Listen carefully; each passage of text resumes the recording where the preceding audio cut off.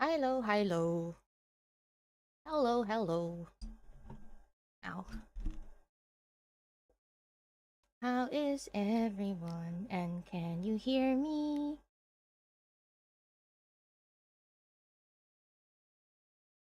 Can you hear my amazing voice? Hi. Wait, what? Lore and deep depression? What are you talking about? You guys have been scaring me. Seriously. Is it that bad? Okay, thanks. Now I know you can hear me.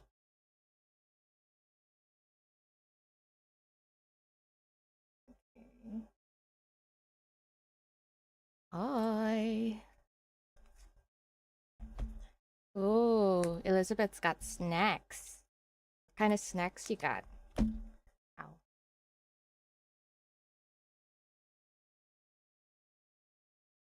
Let me see this one.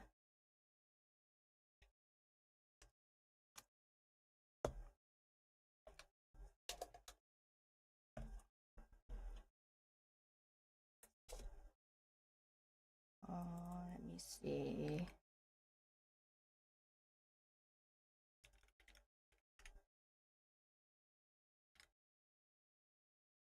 Oh, こんばんは, Yukari-san.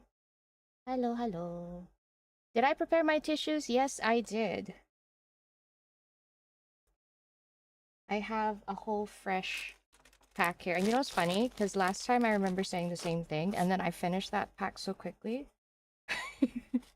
And I just opened another one, like, I think a few days ago. See, the thing is, I had ramyeon for dinner, and I sort of spilled ramyeon soup all over my table. I know. I know, it's very silly of me, and it's also spicy ramyeon.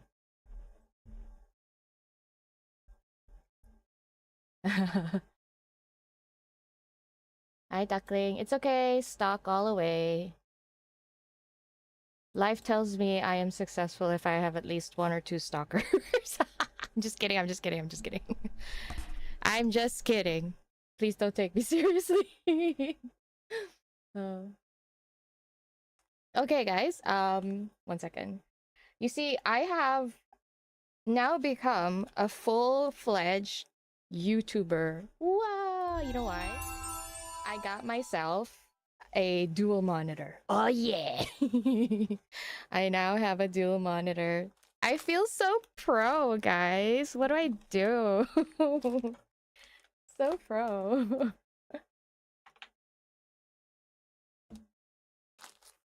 Oh, good morning, Kira. It's morning for you. Wow. I'm sorry. I hope it's not too early. Wait. Okay. Preach dual monitor. And so I'm still trying to get used to the layout. So I have like my OBS setup on this side, like where I'm looking right now. And I have chat there. And it's also big and clear so I can see you perfectly with my grandmother eyes. And then, oh, wait. I have the game in front of me. Well, slightly to the side. And then I have my studio on the right. So, oh, 9:36 in Japan. 1 hour from Hong Kong. Not that far. Oh, Bumblebee, 7:37 a.m. I'm so sorry, it's so early. Hi, Nads. Oh, Master of Fate, 93 pulls. Congratulations. Is it your first pair or did you rank him up? Congratulations. Wait 1 second. My game is a little slow. Just trying to make sure I'm on the right one. Avitas, it's 5:30. Please tell me it's PM and not AM. Ah, perfect. Then this time is perfect for you, Jelly.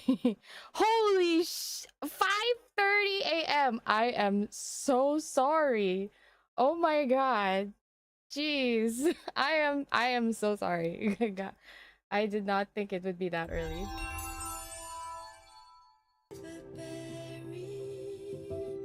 8:37 p.m. for you, Patata.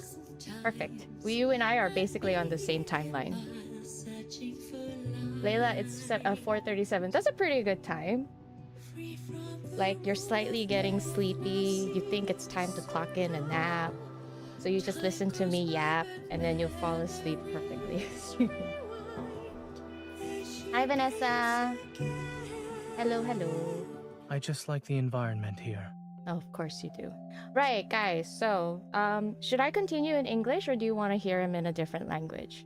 Because I'm pretty much just going to play it again later with a dub I'd like for Zayne. But since I'm with you guys, you did mention it's easy for you if they speak English, because then you wouldn't have to read the words. And I know it's very small, so I get it.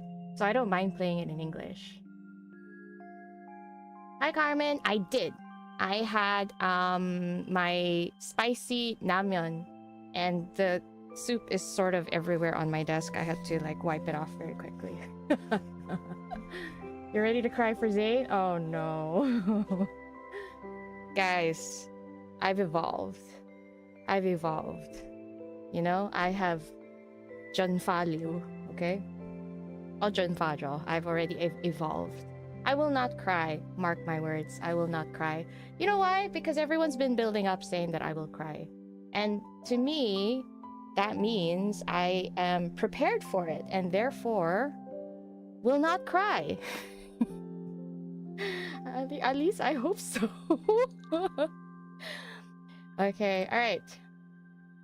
Let's just jump right into it. Okay. I will not end this stream until I'm done, by the way. Oh, yes, let me just say this before I start. Kindly refrain from spoilers. Yeah. I appreciate it when you tell me to get ready for tissues. I really do. Especially since that means you guys are as excited as I am. But it's not necessary. Don't worry about it. And if I cry, I cry. Although I have strengthened my heart. I will not cry. All I have to do is just think about Xavier sick on the bed, waiting for me to heat him up or cool him down, and then I'll be fine.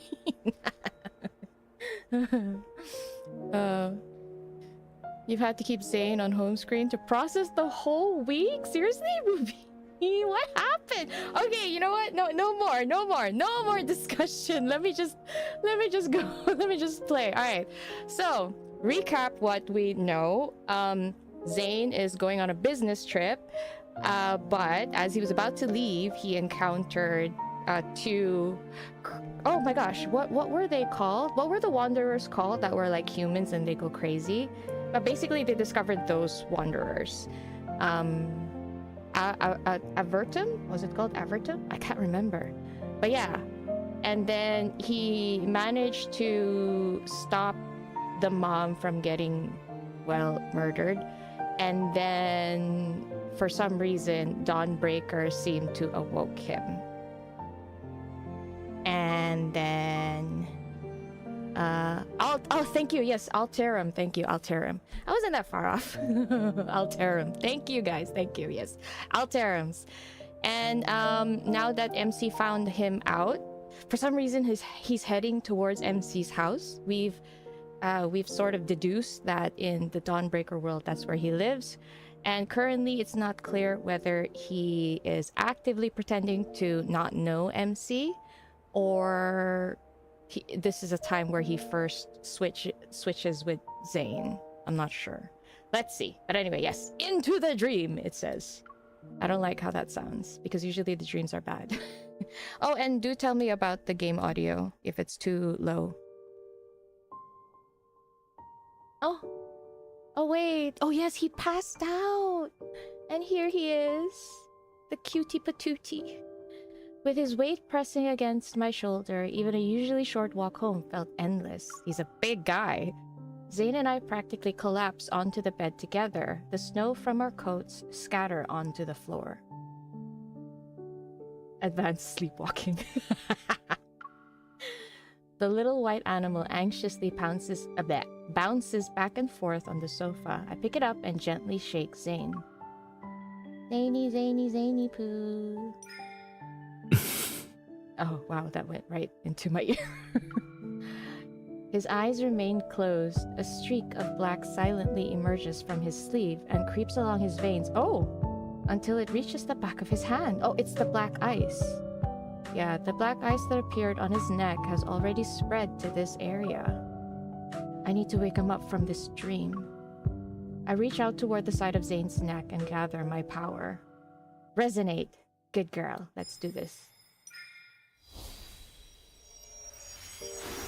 Almost instantly, I sense the chaotic, surging power raging throughout Zayne's body. Like a force that's been suppressed for eons and is now finally breaking free, a bone-chilling cold surges forth. It makes my entire body shudder. Oh, gosh. Zayne needs exorcism. You guys are so funny. The power within his body is unstable. That's why he lost his consciousness. At that moment, Zayne's eyes snap open and he grabs my wrist. Oh dear. What are you trying to do? Oh shit. A moment. You can't judge me, okay? We rarely hear him like this. You cannot judge me, all right? I'm just saying. I am just appreciating the English VA's impressive work. That's all. Nothing else. Hi, Chica. Hi. He grabs my hand and pins it. Encased in ice, my wrist is already stuck to the wall once I realize what's happening. Oh, sir. Wait. I take several I take several deep breaths to compose myself. You and me both, MC. I'm trying to help you treat the black ice. When did it start appearing? While I was dreaming. He lets go of my wrist and the ice crystals dissolve with it. I guess there's no point in asking. To my surprise, the black frost didn't appear after our resonance. Oh, it stubbornly remains in his body. Oh, okay, so the resonance didn't work. Nevertheless, Zayne appears much better than before. Okay, I guess it did work somewhat. Remembering how cold he felt, I take out a thermometer to check Zayne's temperature. Extremely low temperature detected. To protect the device and extend its service life, the system will be automatically turned off in 1 minute. That bad? That bad? How cold is he? Guys, there is only one way to determine exactly how cold he is. Zayne, open up. MC, dig in. Put your tongue in there. Why? Because, I mean, there has to be a reason why they put a thermometer in your mouth, right? So the only way to determine is if MC puts her mouth on him and reaches down in there. And I'm sorry, I don't know where this is going. I'm tired. The reason for the extremely low temperature isn't concerned and tries to prop himself up. Yeah, I figured. Seeing this, I pull out an old-fashioned infrared thermometer and aim it at him. Freeze. MC is so unserious. Freeze. I press the sensor against his forehead and playfully pull the trigger. You're being childish. Oh. Well, reprimand me more. You're being childish. But I'm trying not to be. I just started, guys. I just started. I know he's so angry. It's at this point I just find it so cute, you know? Like I want to bother him more. As expected, he doesn't move. Beep. Lost in thought, I stare at the screen showing his abnormally low temperature. I want to know how low. No wonder all the surveillance cameras at the crime scene were damaged by extreme cold. Even though I'm not sure if it'll help, I take out 2 fever pills and hand them to Zayne, along with a glass of warm water. That's medicine. Well, no duh, genius. It's bitter. I'm not consuming it.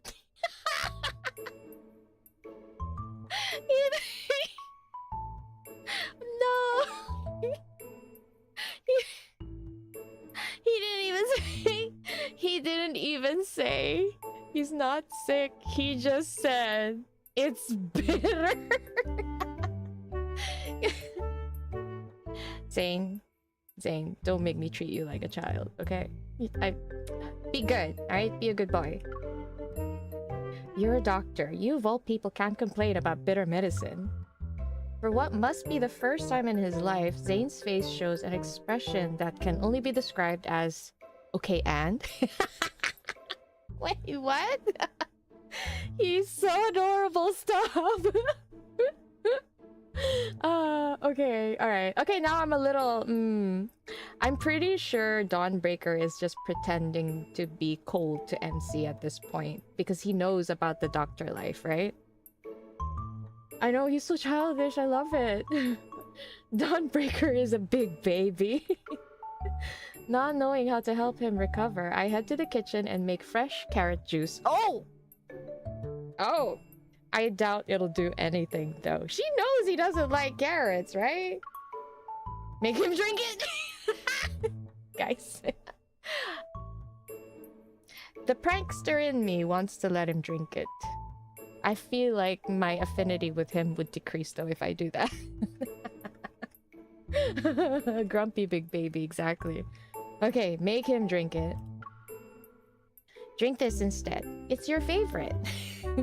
Oh, this could also be a way for MC to check if it's like Zayne, you know?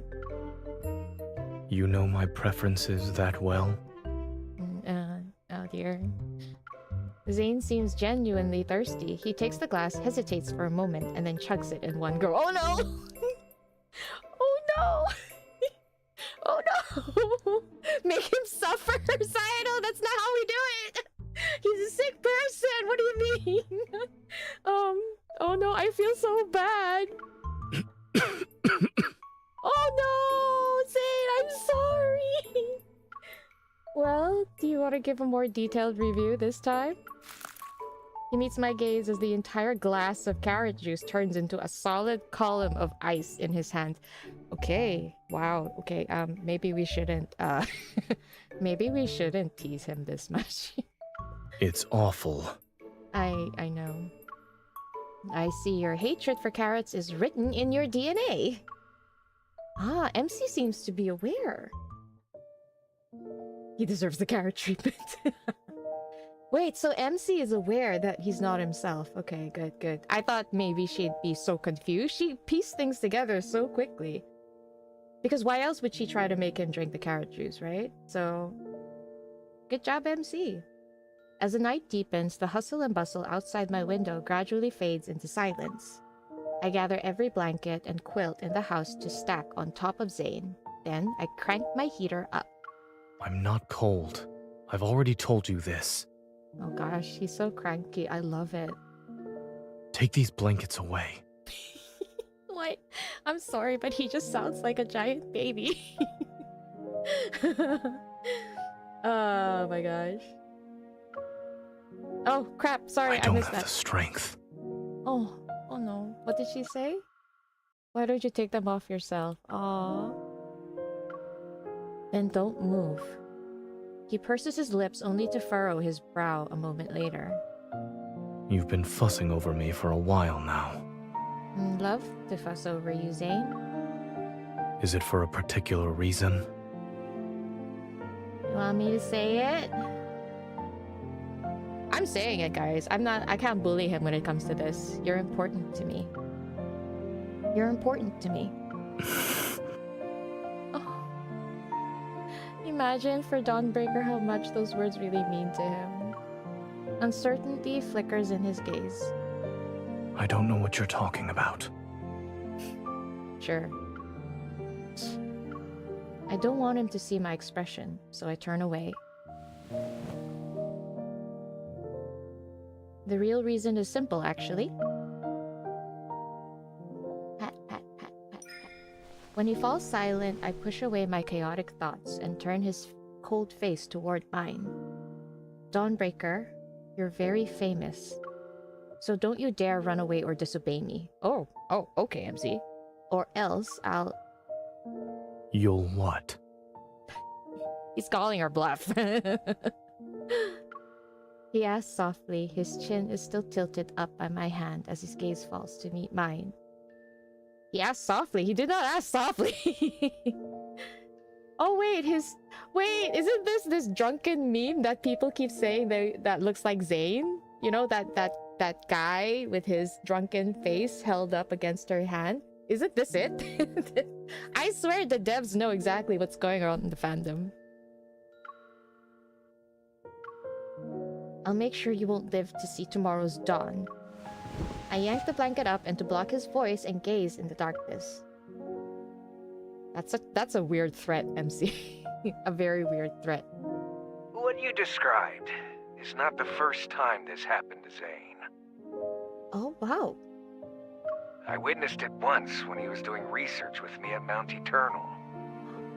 Oh. He became a complete stranger overnight, and no one knew what happened to him. And no one thought it'd be a good idea to tell MC? I figured this wasn't the first time Zayne had been in this state. Dr. Noah's words only confirmed my suspicions. How did he recover from it? That's something only he knows. Okay. Over the phone, Dr. Noah sounds just as troubled as me. Back then, he ventured deep into Mount Eternal by himself, as if he had something to do there. When we saw him the next day, he had returned to his usual self. The one we all knew. Maybe that's where Dawnbreaker is trying to go. Is he trying to head back up Mount Eternal so he can switch back? Maybe? Interesting. So remember after the first act? Hi, Xinyan! You remember after the first act where, like before Silas's release, when it was getting to that chapter, long-awaited revelry. So like before long-awaited revelry came out, you saw Raphael painting disappearing, Xavier by the backtracker's spaceship, and Zayne inputting some sort of power into an item that's encased in ice. I wonder if that's what made him turn back. But what I really want to know is the reason why he switches with Dawnbreaker. I feel like this has something to do with balance because of the whole Master of Fate thing. I guess whatever he needed to do was done. Mount Eternal. That place seems to be hiding a burden that Zayne has never been willing to speak about. But my intuition tells me that whatever changed in Zayne must have happened before the Mount Eternal incident. Those black ice crystals, seemingly out of reach, they linger somewhere in the depths of my memories. Okay. But here's the thing, because we're in the main story, MC right now only treats Zayne as a very important childhood friend. So when she says you're an important person to me, it's because they're childhood friends. And I can see why people probably thought that she was being overly affectionate, but I think it's just our gaze, you know, as we look at Zayne, because every action that we do, we do it lovingly because we love the characters, but we forget that MC in this right now in the main timeline is not with anyone at the moment. But Zayne is important to her because they're childhood friends, and I imagine he never told her about the whole William thing. You always wondered what he was doing during that scene? Me too. I always wondered too. I don't know why he was giving it power. It seemed like he was giving it power, or he was trying to make sure the ice stays intact. That's also possible. Maybe he's sealing something in. But I know you guys know, but I don't. You guys probably know. I feel like maybe it'll be answered later. But I'm just... So if I'm very far off, don't mind me. I'm just speaking my mind, okay? When I open the door again, I find a ball of white fur sitting by the bed. It's wagging its tail at me. When did you sneak in? As I get closer, I notice the creature is contained within a semi-transparent dome made from the ice evil. It restricts its movements. Oh, Zayne restricted him. I don't even need to ask who did this. Zayne really doesn't show mercy, huh? It's so cute. The puppy-like animal lets out what sounds like a bark of agreement. I reach out to dispel the evil ice barrier. Then, I sit down with the creature in my arms. Now, closer to Zayne, I can see his eyelashes trembling in his deep sleep. Oh, he's sleeping on the bed. I didn't realize that. They're like the wings of a wary bird that's finally resting at home. I don't know what you're dreaming about, but I hope they're sweet dreams. Oh, Zayne! Good night, Zayne. I do hope he's only having sweet dreams. Ah, fuck! I bet it's not, what with all the sound and everything.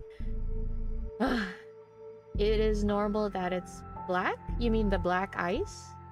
The black ice, from what we've seen from the branch stories, it almost feels like a manifestation of his guilt. I think it manifested ever since the whole William thing happened. And it's almost like he cursed himself, kind of. I do think it's very tied into his guilt. But anyway, we'll see. In the stillness of the night, only the white creature notices a faint sound. A subtle energy seems to be flowing. The white animal's ears twitch as if it looks up at Zayne and the girl's joined hands. The cold, corrosive sensation gradually fades. A warmth surges through Zayne's cold fingertips, like water traveling through Leaf's veins. Wow, what a description. For this soul that's been trapped in nightmares for so long, the unmelting black ice covering his body finally recedes bit by bit. Oh, thank God. So it's a good thing. He feels MC's warmth, maybe?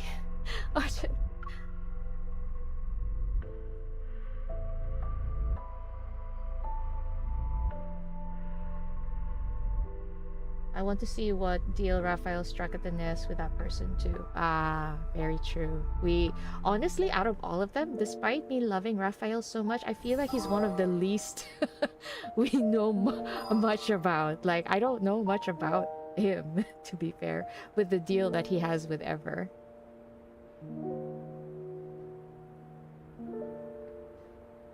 They're holding hands in their sleep. Oh, yeah, it's cute. Okay, alright. Beyond the snow. I was worried that scene would have been like a bad dream, so I'm happy that it's not. I'm happy that it's a good dream. By the way, how's the audio so far, guys? The investigation into the Alterum and the unidentified suspect is still ongoing. Let me know. Let me know, thumbs up, or just say it's good. Is the audio okay? Can you hear the dialogue? Is my voice too loud, or... Let me know so I can fix it before we continue. And I can also drink my water while I wait for you to respond because of the latency.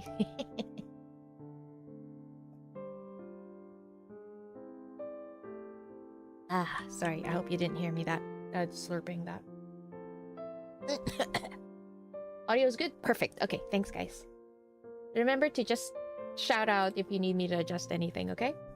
Perfect. Thank you, guys. We urge all citizens to remain vigilant, avoid spreading rumors, and exercise caution when traveling alone at night. The bird sings. It's already the next morning when I wake up. Groggy, I prop myself up and press my temples to clear my mind. Beside me, Zayne is still asleep. It's a rare sight at this hour. Oh yeah, because he's always used to waking up early. I lean closer and slowly become aware of his steady breathing. I watch as it slightly stirs the fabric across his chest. Are you sure she's not just watching his chest? I mean, that's a detail that's very interesting to point out. Poke!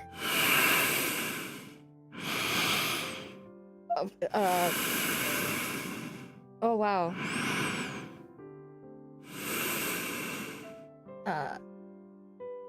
Okay, that's a little very intimate for me. Yo, that rang through my ears with my headphones on. Oh my god. Wait, let me just adjust this. Whew. Shivers. That tingled my spine. This is payback for making me haul you home through the heavy snow yesterday. Poke again, huh? MC's having a field day. And that's for freezing my hand to the wall. Oh. Oh. What?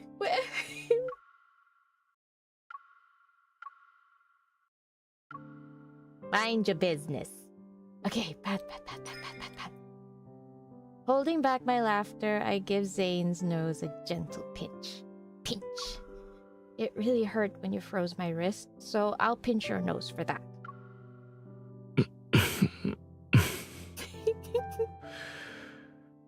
Is messing around with people while they sleep a habit of yours? If it's you, yes. God, wait. Whew, goosebumps. Shoot, guys, his voice is doing things to me. Holy crap. Okay. Okay. Let me just put on my blanket. Like, every time he talks, it's like tingling my spine for some reason. I feel his warm breath on the top of my head. My breath hitches as I meet his slightly weary gaze. Okay, they're a little too close right now. Zayne? The morning light filters through the curtains and falls into his tousled hair. Looking into those eyes, I can tell that familiar Zayne has returned. Yes. Oh, thank God! Oh, thank God! Oh, thank God! Oh, thank God! Oh my gosh, I was so... Okay, sorry. Joy wells up inside me as I wave my hand in front of his face. Are you finally awake from your nightmare? He nods, and as he stretches his neck, I see the black ice on his body has completely disappeared. You're actually back to normal. You could phrase that differently. How else would you want me to say it, honestly? Aw. Before he can say more, I embrace him. He doesn't pull away and gently wraps his arms around my waist. Okay, yeah, okay, they are getting quite cuddly. Congratulations. I'm the first person you saw when you woke up. Yesterday, when I was in that nightmarish state, did I trouble you? Oh, his voice is all soft again. Oh, I can't. You were kind of cute. Wait. Cute or a little childish? Why don't they have an option where it's both? Because I mean, it's both, right? I'm going to say you're kind of cute because you were. Maybe a little, but you were kind of cute. Especially when I pinned you under the blanket. You could only see the blanket. How was that cute? Seeing that cold and willful side of Zayne, even for one night, reminded me of when we barely knew each other. I feel at ease as everything falls into place. A moment passes, and I look into his eyes again. How much do you remember about yesterday? Zayne rubs his temples and sits up. It's a little hazy, but I remember most of it. Ah, interesting. Including how you froze my electronic devices and hand to the wall, and how you even told me not to be nosy. He glances away for a moment before his gaze calmly returns to me. I also remember how you stacked blankets on me and did a test with carrot juice. You can't blame her. Your memory is impeccable. So, when did these nightmares start? They became more frequent after I returned from Chansha City. Ah, they're talking about the branch story. Okay. And in those dreams, I always forget who I am and what I'm supposed to be doing. Okay. The me in my dreams, however, has his own mission to complete. Does he know what it is, though? He presses his lips into a thin line and looks at me.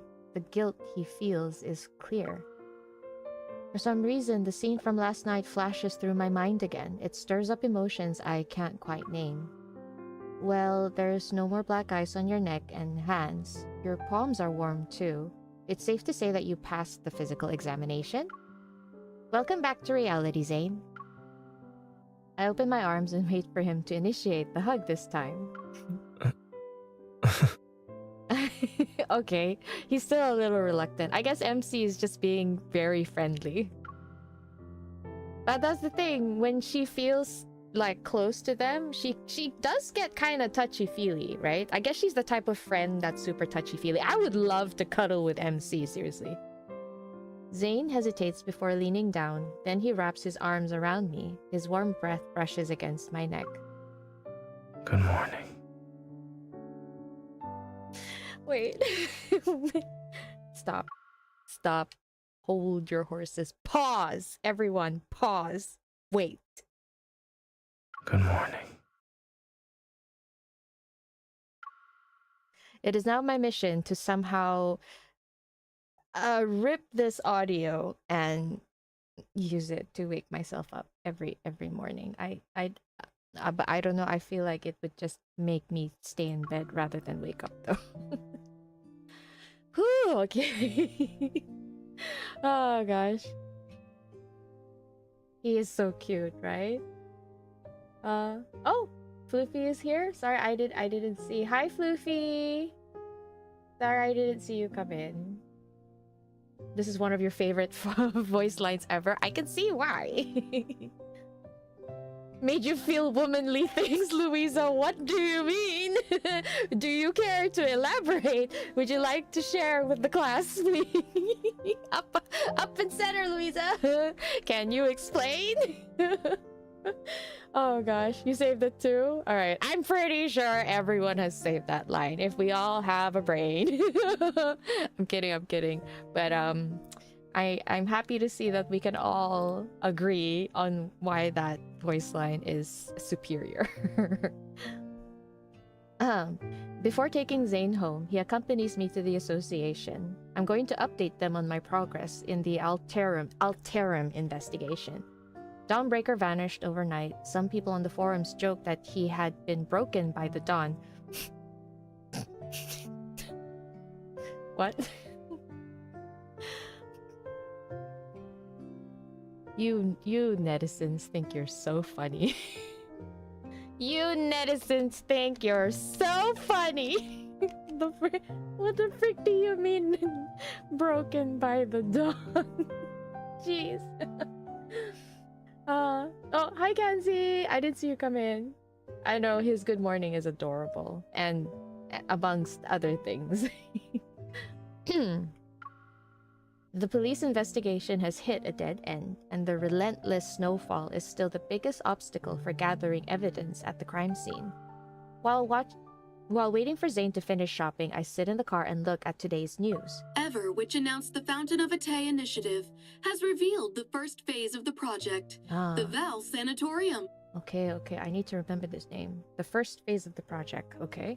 According to several reports, Val Sanatorium is using medical pods called cocoons. rebirth cocoons to treat patients with protocore syndrome. Aye. Rebirth cocoons. My mind quickly latches onto this word. I heard this term yesterday. You're right. They all died like that, after emerging from their cocoons. Oh, this young kid. Rather than let the cocoon turn me into a mindless monster, I'd rather die. The cocoons the 𝓥𝓲𝓮𝓻 mentioned must be these rebirth cocoons. Sensing my troubled thoughts, the white creature pushes his fluffy self from the back seat to settle on my lap. Are you trying to comfort me? Thank you. When Zayne woke up, I asked about the animal. He said it belonged to some distant relatives. As for why he got lost, stole my scarf, and refuses to leave Zayne's side, Zayne says he's not sure. So, what kind of creature are you? Oh, I decided to take out my phone and use its image recognition feature. As the screen refreshes, it shows a majestic 𝓥𝓲𝓮𝓻. Oh!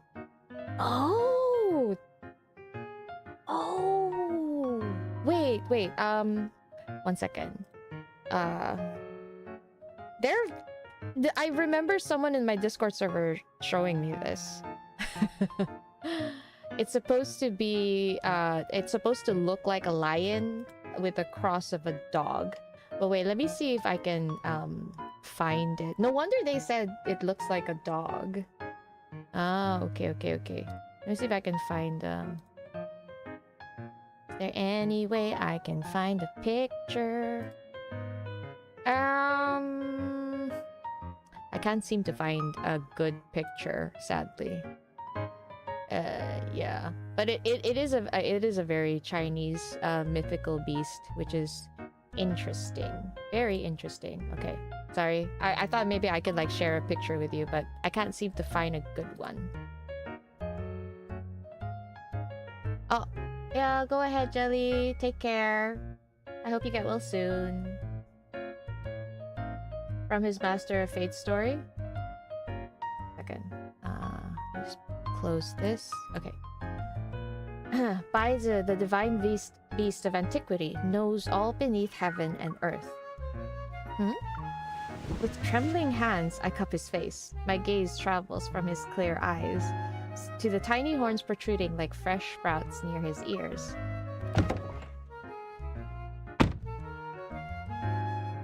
As I struggle to find the right words, Zayne returns to the car. He has a bag of chocolates and dog food. Of course he has chocolates. Since you bought dog food, why didn't you keep him?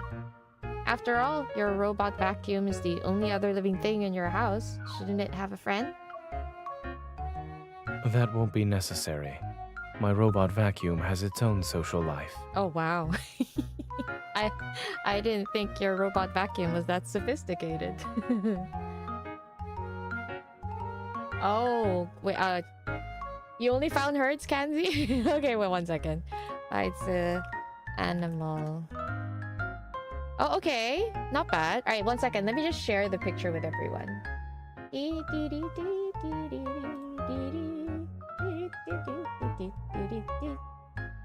Window capture. This one. Oh shoot, sorry. Ah. Okay. Let me see if I can make it a little bit bigger though. Oh shoot, sorry. Do you guys see it? There's a lot of really nice fan art too though. But this is more closer to the idea that I had. Not the eyes, but the face. Oh wait, you can't see it. Like that. So yeah, it is a very... there. That looks so cute! But they do have different depictions. What's wrong with my English today? Okay, so for... there we go. This is what I was looking for. These are the ones that I recognize. Oh, okay, never mind. These pictures... you can't see it. Let me see.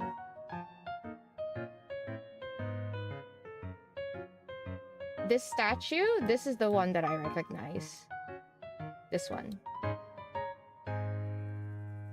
It's a cuter version. Most likely, especially since it's tiny, but yeah, for sure it's a cuter version. Anyway. Okay, continue. At least we all have an idea of what it looks like. Hi, Christy! Hi, Ruby! Through the windshield, the warm glow of our headlights cuts through the heavy, snowy gloom. A figure is looking around while standing near Zayne's house. Oh, it's a young boy and... the kid's here! He's holding books in his arms. As soon as we get out of the car, the boy's face lights up with excitement and anticipation. He spreads his arms wide. Forgotten, the books fall to the ground. Sorry, let me just fix my mic. He spreads his arms wide? Was he expecting a hug? Emissary! Like, I knew, but it's very satisfying to hear him confirm it, you know? Oh, they didn't show a picture like they did with Pi. True. It'd be nice if they did.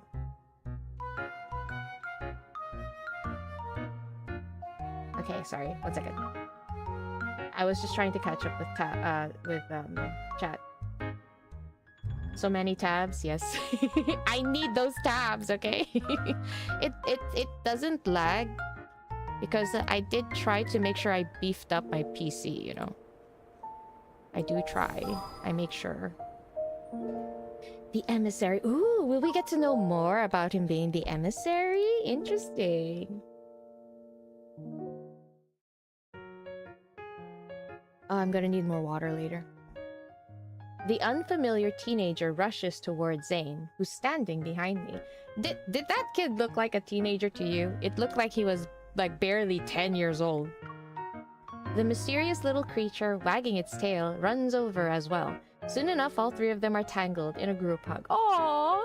Oh no, I want to see this! Oh, that's so cute! Let go of me. Okay.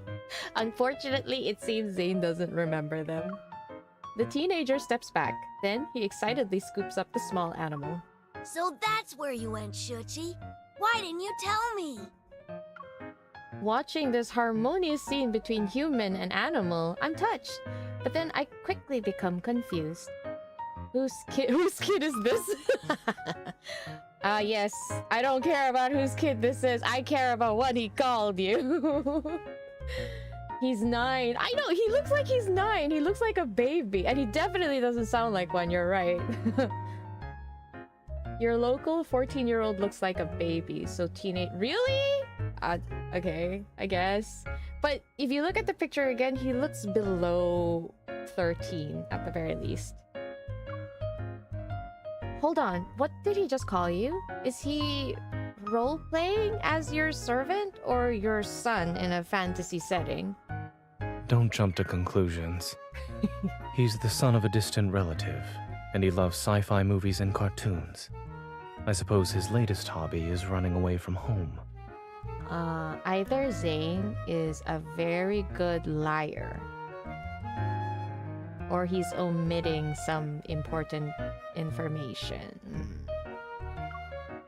But now that I'm looking at him, this kid reminds me of... I study the boy's round face, his straight posture, and those mature eyes sparkling with excitement. Come to think of it, there really is a teeny tiny Hey! Before I can finish my sentence, Zayne swiftly taps his knuckle against the top of my head. You should channel your brain power into writing a research paper instead. I'm just teasing you. I know you didn't look like this when you were young. I lean down to get a better look at the boy. He has delicate features and appears to be around 11 or 12 years old. So the game even says he's 11 or 12. Do they call them teenagers already? Do you live in Lincoln too? Well, you could say that. I live in the Fractal Library. Oh. Is that something he should be saying? Wait, what? Excuse me? In a nearby residential area. Why does it feel like they rehearsed this? Okay, yo. Sorry, I slipped out of frame.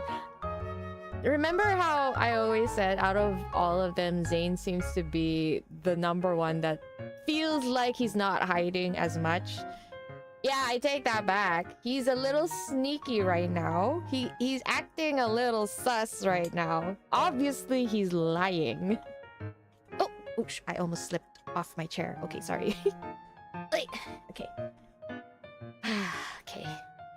But yes, you're right.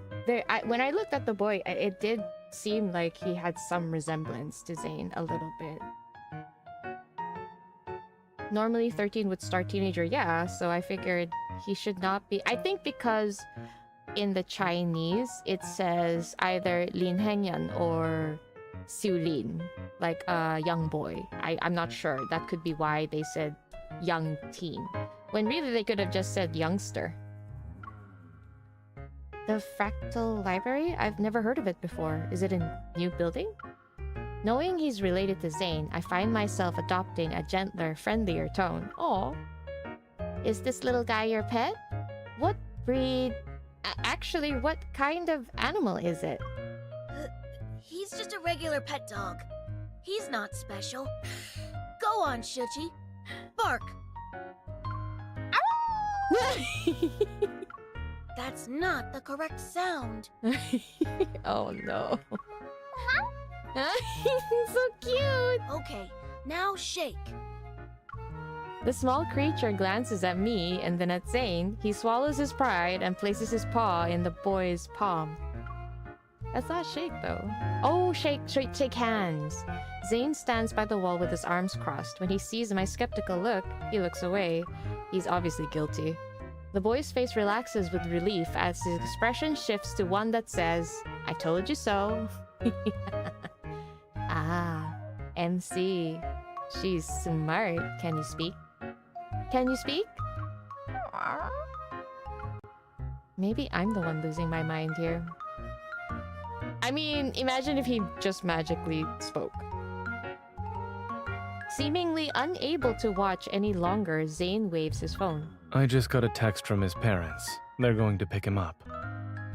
Already? Can't you stay for a little longer? I was actually planning to stay for a while. Zayne's sharp gaze sweeps over the boy. I might be imagining things, but the child and dog freeze. Huh? Right. I wanted to say hello. Oh. Uncle Zayne will send me home. It's cold, so you should head inside. I'll see him off.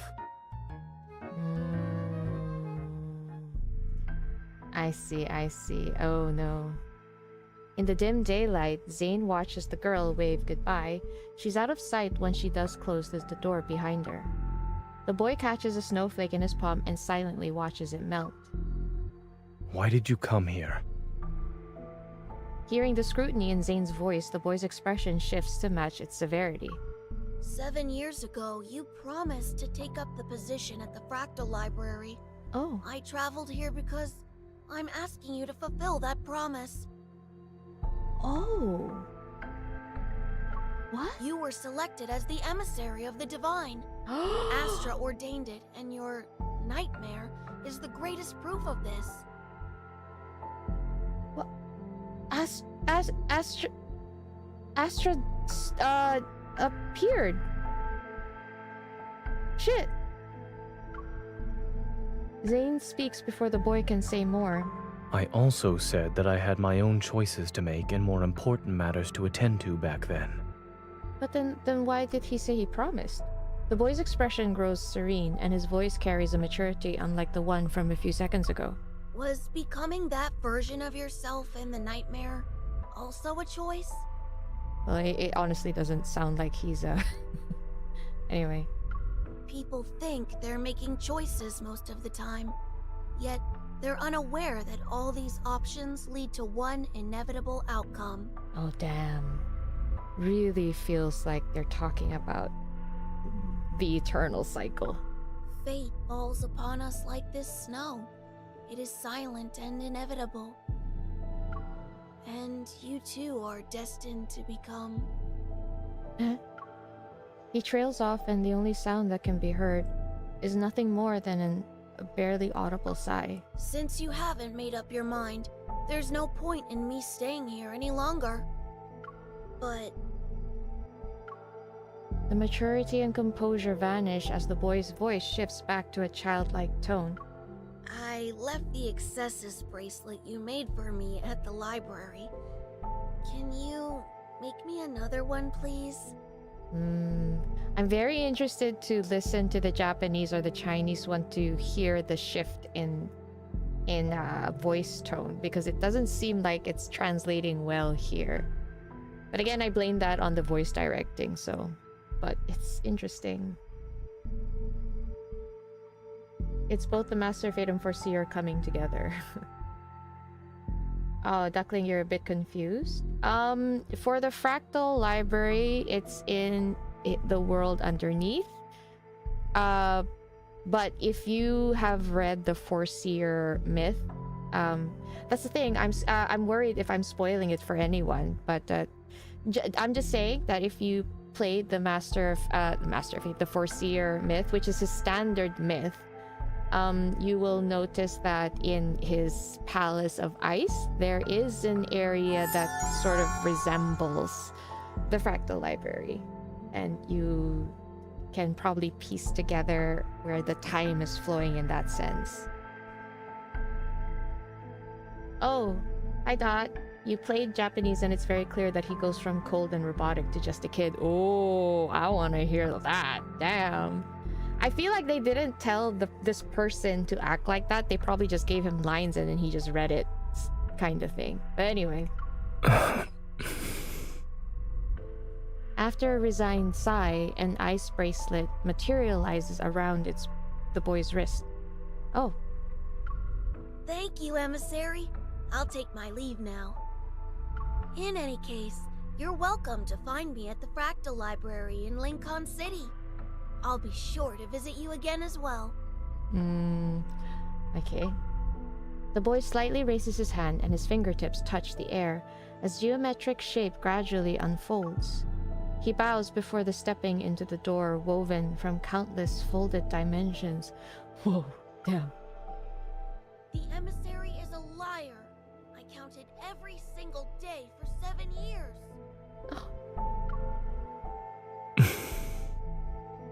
As if drawn to his accusation, the wind and snow seem to follow through the vanishing door. They're silent. The snow ceases, and Zayne remembers the first time he entered the Fractal Library. Are we gonna see it? Are we gonna see it? Kids rarely sound like kids in English dubs, that is true. Go away, Astra. What is Astra? He seems to be a god of fate. And Zayne is a chosen speaker for him. So basically, every time Astra wants to pass on his prophecies to the world, to mortals, he gives it to the Foreseer, who is Zayne, the quote-unquote emissary. But as for what Astra really is, like his role in the entire thing, we don't know yet. It's not known. But he is a godlike being. So currently, there are 2 godlike beings that we know of. One is the Deep Sea, and one is Astra. These 2 so far. But you first learn about Astra in Zayne's Foreseer myth. Yeah. And that, I think that is where you get the most information on who Astra is. True, I'm also curious to see why. I hope they explain it here, because it did say the first time he entered the Fractal Library. Even though it's called a library, its exterior was remarkably ordinary. It was a building nestled in a quiet corner of Lincoln City's silent streets. The young boy begged him again and again, so he pushed open the slightly weathered wooden door. Okay. Ah, yes, this is it. This is it. There were neither bookshelves nor defined boundaries. Instead, an endless garden with intertwining paths appeared before him. And a library that seemed to belong to another world stood at the point where those paths converged. As soon as Zayne stepped into the backlight, he raised his head and saw countless bookshelves. They reached toward a tower summit where sunlight poured in. The library's shelves were endless. They were like stairs that lead to another dimension. Then a young person approached them and claimed that Zayne and the young boy were the administrators of this place. Ah yeah, from the World Underneath stories. In addition, Zayne was destined to become the Fractal Library's owner. The young person told them that the Fractal Library, which stood at the intersection of dimensions, didn't really exist in any galaxy. It didn't belong to any civilization either, and each book in the library contained the fate of a world. Zayne wondered if his own fate was among them. Perhaps his nightmares were hidden within a page of these large volumes from the moment he pushed open the door. On the night he returned home from the library, Zayne had a different dream. In that unfamiliar world, he wore... Oh my god, I just got goosebumps. Oh my god, I just got goosebumps. Oh my god, I just got goosebumps. Oh god. Oh my god, oh my god, oh my god. He wore robes as he walked in a very tall tower. He was leafing through an ancient tome. Oh, okay, sorry. Whew, I had goosebumps. Between its pages lay a jasmine petal from a spring day, and that spring day belonged to a timeline he had erased with his... Oh my gosh, they're really talking about that. He had erased with his own hands. It would forever remain unknown to anyone. He actually got a glimpse of Foreseer.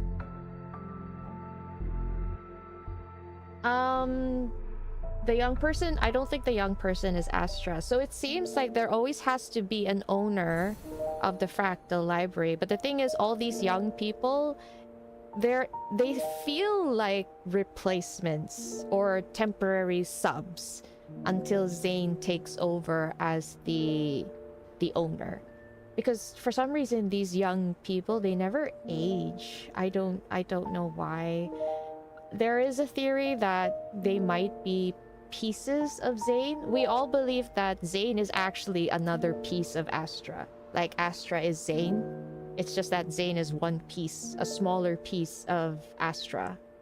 And yeah, the reason why Astra doesn't want Zayne to fall in love with MC, because they never really say why, right? They say that the emissary, the Foreseer, is bound to can never fall in love, right? Like, what is this rule? What is the reasoning behind it? The only reason we can think of is because they know that Zayne would fall in love with MC, the variable, and probably create havoc or bring destruction. To what sense, we don't know entirely. And Astra is trying to prevent that, either to keep the world safe, or could be to keep MC safe. We don't know yet. But yeah, the theory a lot of people are going by is that Astra and Zayne are sort of one and the same. It's just that Zayne is a tiny piece. I know, Veronica, yes, because out of all of them, it seemed like Zayne was not the only one that was aware of it, but now we're seeing that he is sort of kind of aware, which is very interesting, because all this time I thought he wasn't even a tiny bit aware. But since this is after the whole William thing, where he visited the Fractal Library, and he's been having nightmares, like, constantly. And now we know it's because of Astra. Son of a bitch. I mean, we always knew it was because of Astra, but now we know he has glimpsed his previous life, is slightly aware of it. I don't know if he knows the full extent, though, of his past lives. I'm not sure. Or not even past lives, could be alternate lives. So, not entirely sure about that. He knows about Dawnbreaker, but I thought that was it. Is the Erased Spring Day mentioned about... The Erased Spring Day is something related to the Foreseer Zayne, his standard myth. If you haven't read it, you'll find out at the end of the story. Just prepare your tissues! Is he fated to become Foreseer even in the canon timeline? It seems like it. Remember, it's like a Mobius strip. It's continuous. So... he was Foreseer, and then he did something to erase that timeline, but then now he's going back to become the Foreseer again. It's like a never-ending loop. Isn't the Jasmine from a spring that got erased? Could be. There is a, how do I say?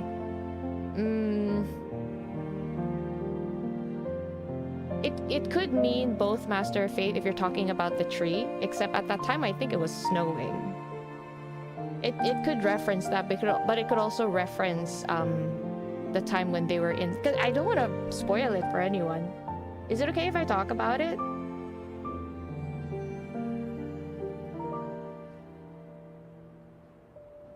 Yeah, it would explain why the boy seems similar to Zayne. They're all just pieces of Astra. And I just feel like it is pieces of Zayne. I mean, Zayne is a piece of Astra. But you know that could mean that Astra is just trying to point Zayne in the direction so he ultimately becomes Astra. You know? Again, that never-ending continuous... never-ending loop. Do you know what I mean? Like, Astra's like, I'm here, but I need this Zayne in order to grow to become me, that kind of thing. Yeah, they're all layered. At the end of Master of Faith, it was spring, right? Yes, but that's when MC woke up and she could not sense Zayne anymore. But I think the one he wanted to erase was in the tower, in order to save her, escape the tower. He made it so that she could be untangled from him and erased himself entirely again. He's always erasing himself. So I feel like it could be in either one of those. Zayne being Astra could explain why he's always so... Yeah, that's true. That is a theme. Because I do see that there's a theme of guilt here for Zayne. So it's possible that Astra is guilty about something. And in order to prevent that from happening, is doing whatever he's doing to Zayne right now. A piece of himself. He's like, I have a mission, and in order to do that, I must part with this part of myself and make it do my mission. There's also a saying, like, maybe because Astra is not allowed to meddle in human affairs, so he took a piece of himself because he could only trust himself, right? Again, this is purely speculation. They're saying, okay, that maybe because Astra could only trust himself to do this very important mission, he took a piece of himself to roam in the mortal world. That kind of thing.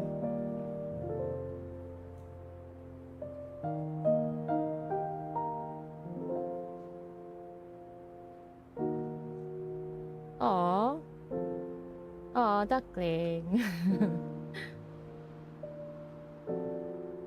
I do hope you find time to read his, at least his standard myth. It's pretty good. If you don't have the cards fully leveled, you can find it very easily online. Let me know. I can send you a link if you want.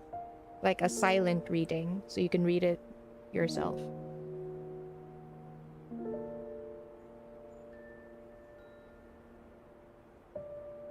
For Foreseer, right? He sealed all his past life memory, and it became a garden of spring, of jasmine. That spring garden of flowers.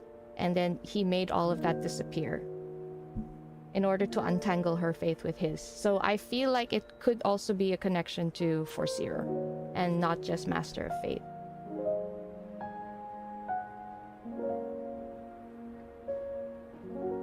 Oh, that is true. Yeah, even in his Tomorrow Catch 22 card, he did try to erase himself. I feel like Zayne is the type of person who feels like in order for everything to be okay, the best solution is to take himself away. And it's so self-sacrificing. I hate it. I really don't like it. I just wish he took a break. Anyway, I'm sorry. Okay, I don't have a lot of time. Shoulder to shoulder. Sorry, guys. Sorry. But yeah, I think... One second. I am still going to do a Master of Fate stream. Maybe we can talk about it then. Just as Zayne enters the house, I finish roasting the tangerines he bought. He bought tangerines. When I glance out the window, I realize the snow has finally stopped. Did your relative leave already? You must have a strict family. Yes. He needs to go home and write his reflection paper. There's a distant quality to Zayne's voice. I sit down beside him and hold out one of the roasted tangerines.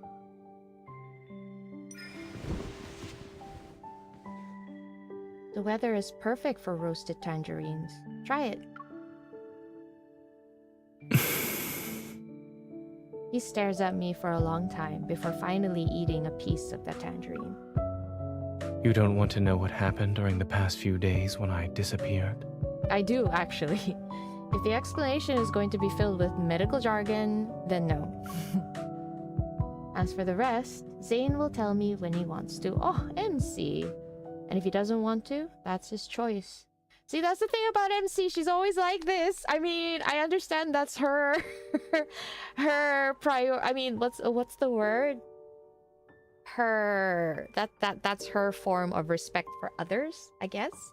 But for me, I'd be like, hell no, tell me right now.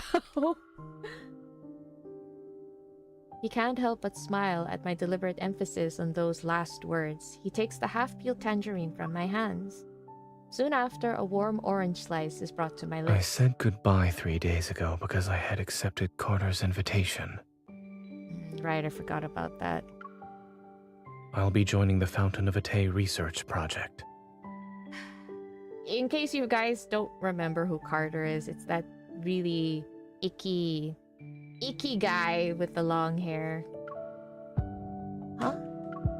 Seeing me choke and cough several times, Zayne raises his hand to pat my back. It's ultimately an excuse. I knew it! Something unexpected happened, and the nightmare arrived before I could carry out my plan. I knew it. There's no way he would go with Lately, Oxo Hospital has received a large influx of unusual cases involving 𝓥𝓲𝓮𝓻 syndrome patients. Some died shortly after hospitalization. Others transformed within a month and became... And I'll tear him. Zayne nods. All these patients had recovered at Val Sanatorium after entering a medical pod called the Rebirth Cocoon. Val Sanatorium, according to the news report this morning, is the first phase of the Fountain of Ate. Carter told me that Ever will soon hold a press conference to demonstrate the Rebirth Cocoon's effectiveness to the public. Oh, that's risky. Super risky.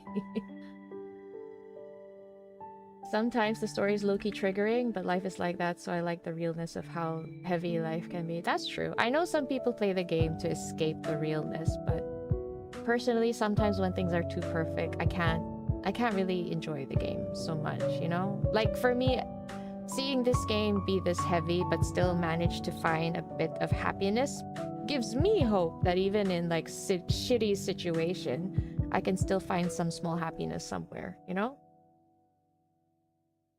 The creep. Yeah, but I wanted to say how, you know how they called it the cocoon, the rebirth cocoon?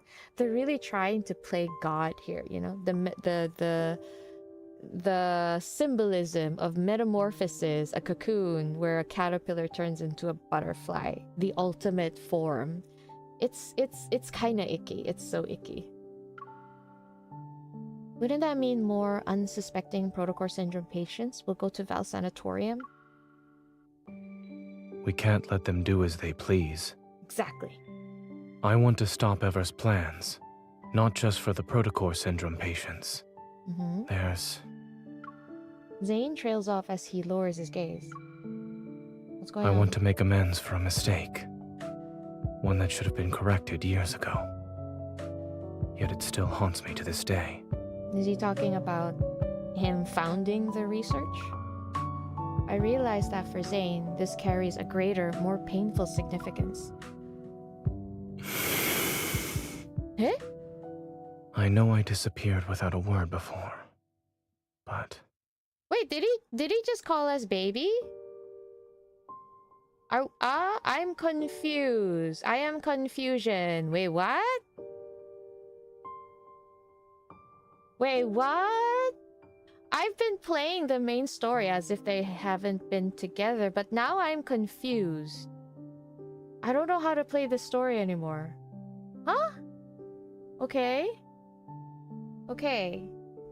So then the chapter just now... Oh, he uses my nickname. Oh, okay, just our nickname. Not necessarily because... Okay, alright. So it's because because I put my nickname as baby. That's why it's like that, right? Okay. Okay. Harem it is. Okay, yeah, true. True, you guys are right. If I didn't put baby, it would have been just my regular nickname. You're right. Thank you. You're right, yeah. So, not necessarily they're together. It's just that I put on... because I put on baby. Okay. Thank you so much. I almost got derailed there. Thank you. Will you come with me this time? Yes, please. This is what I wanted to see. MC is a professional hunter. She can help you. Asking me like that isn't fair. What do you mean, MC? You're supposed to say yes. I know he helped me so many times before, and I'd agree to any request he makes. It's just... I still need a reason. Now that he's finally revealing everything to me, I won't let him have his way so easily. Suddenly you're okay. You're not okay with him hiding things. Okay, MC. What's in it for me? The whereabouts of the ether core, dirt on Ever, or more leads about that biometric key? A few sweet words aren't enough to make me risk my life with you. She's just saying that to make him talk. But still, like, now of all times. I need a more tempting... I need a more convincing reason. Do you remember what you told me about the Deepspace collision chamber at the Gaia Research Center? Yes. Yes, they conducted experiments to create me, their precious energy source. Ever plans to restart that project? The new program they're showcasing at the sanatorium might be related to it. Kind of feels like that means they're gonna want to have their hands on her anytime soon. Isn't that a very convincing invitation? Very much so, yes. Dazed, I see something flicker out of the corner of my eye. A fluffy white tail. Zayne and I turn around at the same time. Shichi, aren't you supposed to be with your owner? Crouched near the robot vacuum, Shichi whimpers. Those clear, innocent, round eyes look at me first, and then at Zayne. You're staying here to watch the house. Why is he so mean to it? Oh, where is this? In the white testing facility, a row of circular medical pods line. Is this the medical pod? You chose the second option? Crap, now I want to see what the second option is. Damn. Why? What did you say, Dot? Okay, I need to go back. What did Dot say? I'm so curious. Dumbass. Oh my god, Dot.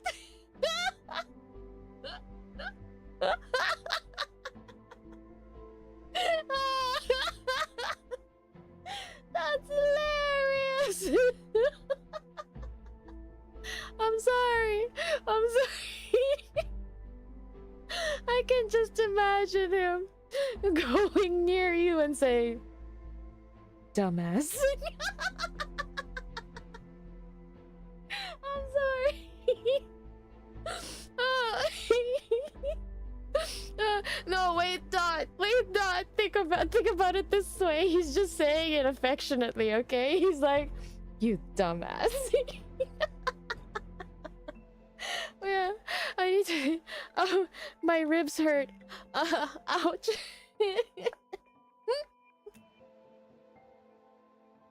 Oh, okay, sorry. I needed to drink water. That's so funny. Dumbass. I'm sorry. That was funny.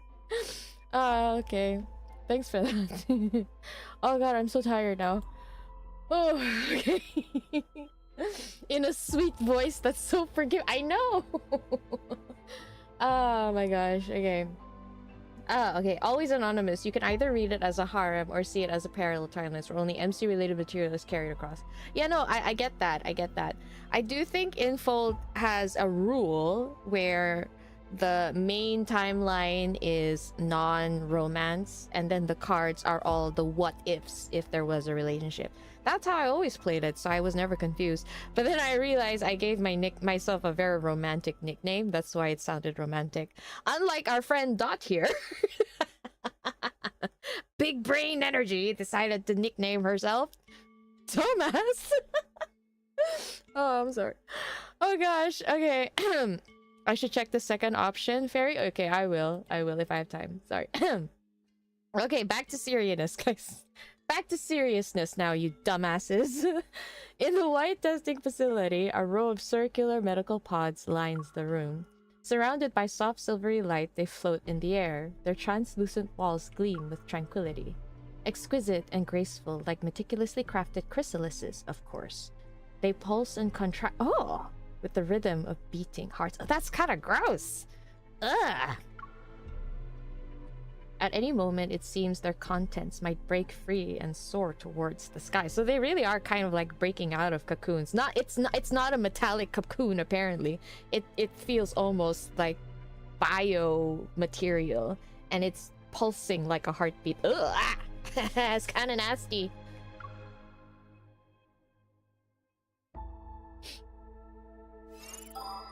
Oh.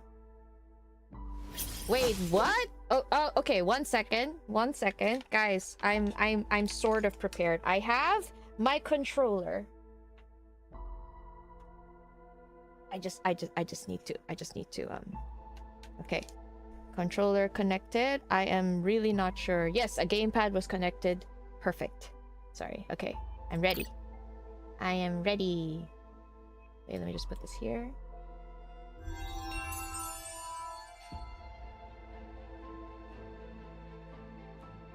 Let's go, let's go, let's go.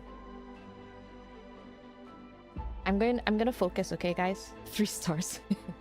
I don't know. The game lags so much when I go into battle. Every time I fight, I just do it on my phone. They transformed like a Pokemon. Even a blizzard must come to an end. Yes. Luminivore. Ooh, Luminivore. Okay. Dr. Zayne. Fall Oh back. wait, what? We My have turn. a what? It's your turn. No problem. I'll show you. Make sure to dodge the attacks. I'm trying. Keep your distance, or else you'll get hurt.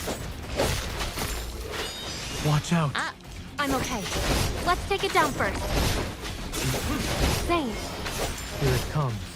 Leave it to me. Is this what you there you wanted? go. Perfect. Watch where it's going. I wish go. I could like Okay. It is weak. with a Now's controller our chance. like make it I'll show you. focus target on someone, but I don't have that shortcut. My turn. Victory is within reach. It recovered. Be careful. Okay. Wait, I Don't did that. face it head on. I missed. Don't worry. I'm okay. Keep your distance, or else you'll get hurt. Ah, I got it. Stay safe. Don't get distracted.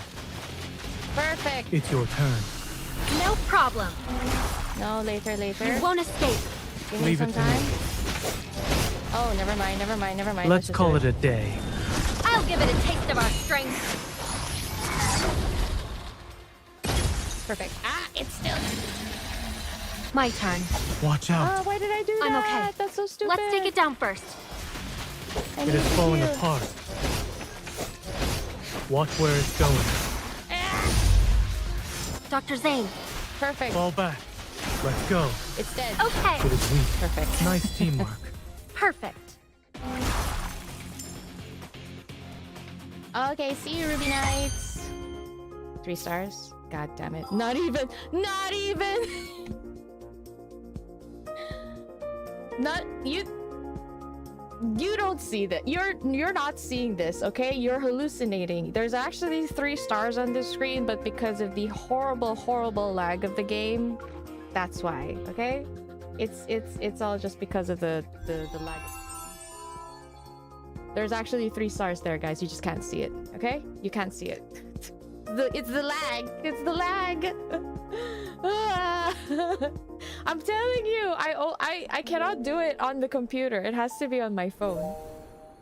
Okay, just ignore that white star. That one singular yellow star. Okay, let's just ignore it. Wait, sepulture? What's a sepulture? Let me just 1 second. Sepulture.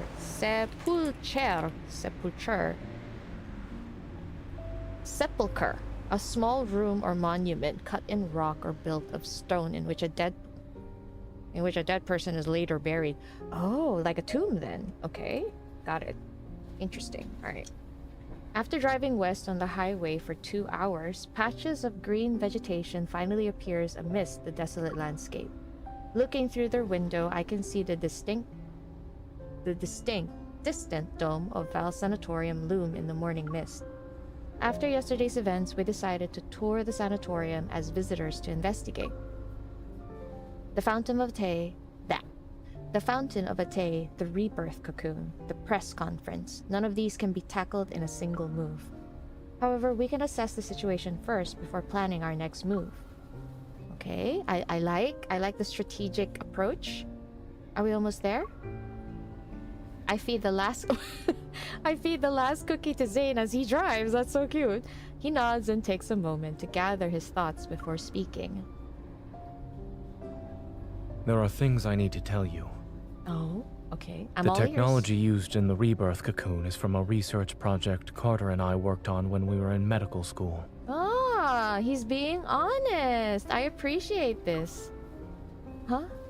Back then, I began researching the application of protocors in implantable devices under Dr. Noah's guidance. It was also something I was interested in personally. Because he wanted to cure her heart. At first, the research progressed smoothly. Yet when we started doing experiments... We need to stop researching this. The protocor energy has completely corroded the heart. Our experiment failed. The way he sounds kind of young. But the heart started beating again. It just grew some black crystals, that's all. Wow, okay, that's all. Wait until he has it in his heart. Did you know? The lab mouse we performed a protocor implant surgery on transformed into a wanderer and devoured its fellow test subjects. How is that a good thing? Why does he sound so happy about that? Zayne, our experiment wasn't a failure. We succeeded! This boy is obviously cray-cray. He's obviously insane. We've discovered humanity's next evolutionary form! Wanderers? Perfect. We definitely need to visit that barbecue place near the campus tonight to celebrate. Oh, this is so gross. He's disgusting.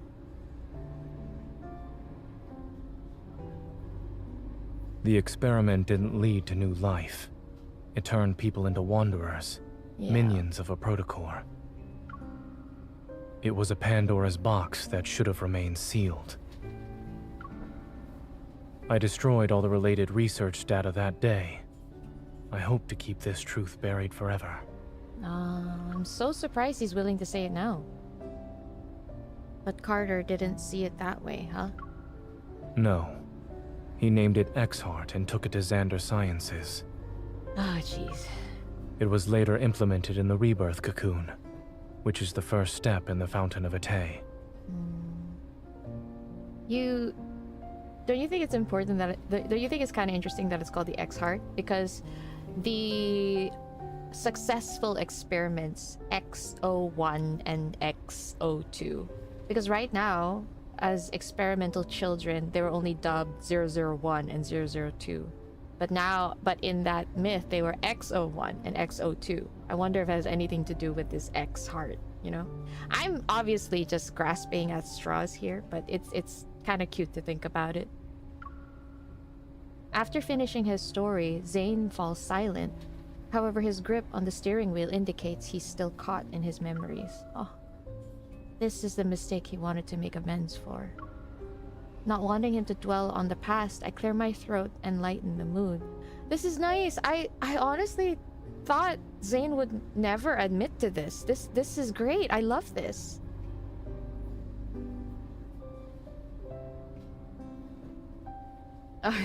Carter is the type to create an accidental monster and either become frightened of his own creation or abandon it. Does scream to be that kind of person, yeah. Carter seems to only care about fame and money, true. I feel like Carter is one of those people that just got really lost in the sauce as a scientist and thought any sort of discovery was a good discovery. Zayne is an honest boy. He would never... He lied to MC, though, about the little kid. Like, right in our faces. He's still...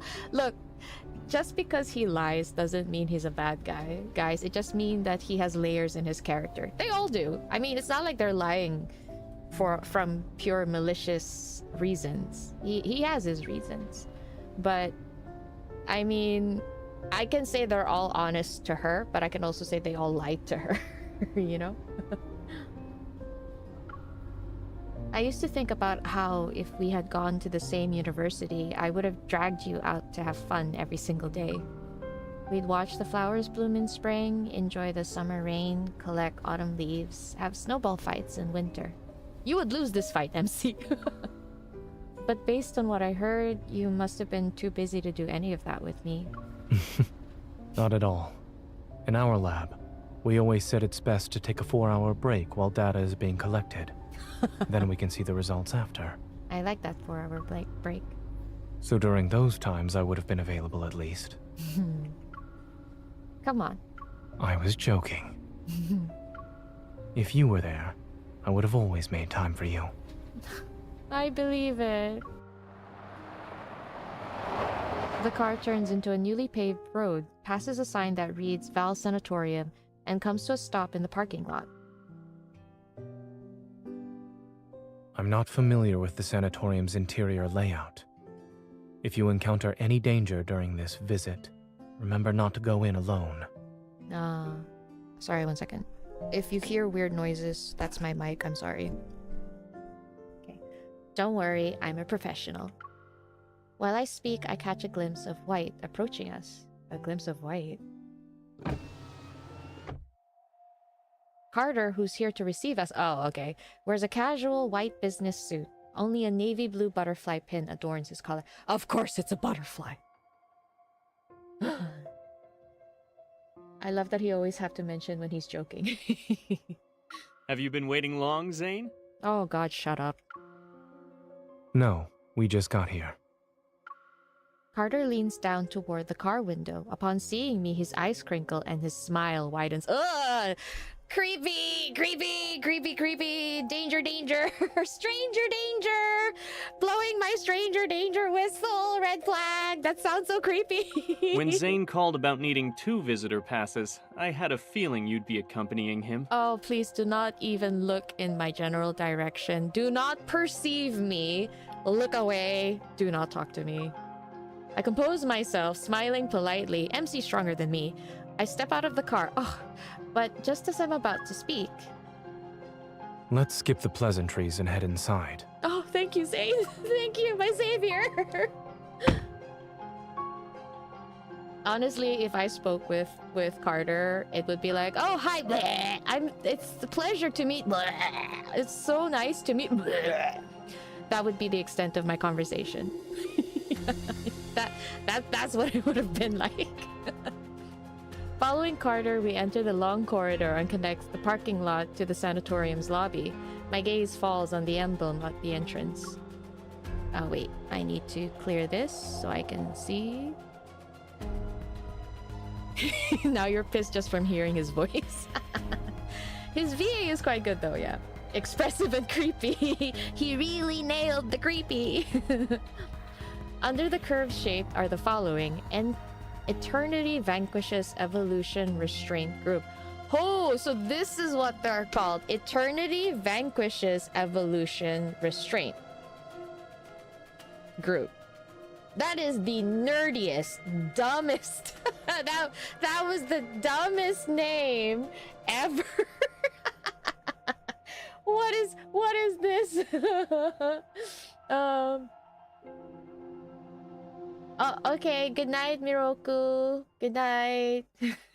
Sorry, I didn't see you early. Good night. Good night. Okay. All right. This was a really dumb name, honestly. Forever Group. Wow. Okay. Without a doubt, this is Ever's logo. Yes, as it is tasteless and very poor choice. Carter activates the scanner and a white light immediately sweeps over Zayne and me. A cheerful electronic female voice speaks. Visitor identification verified.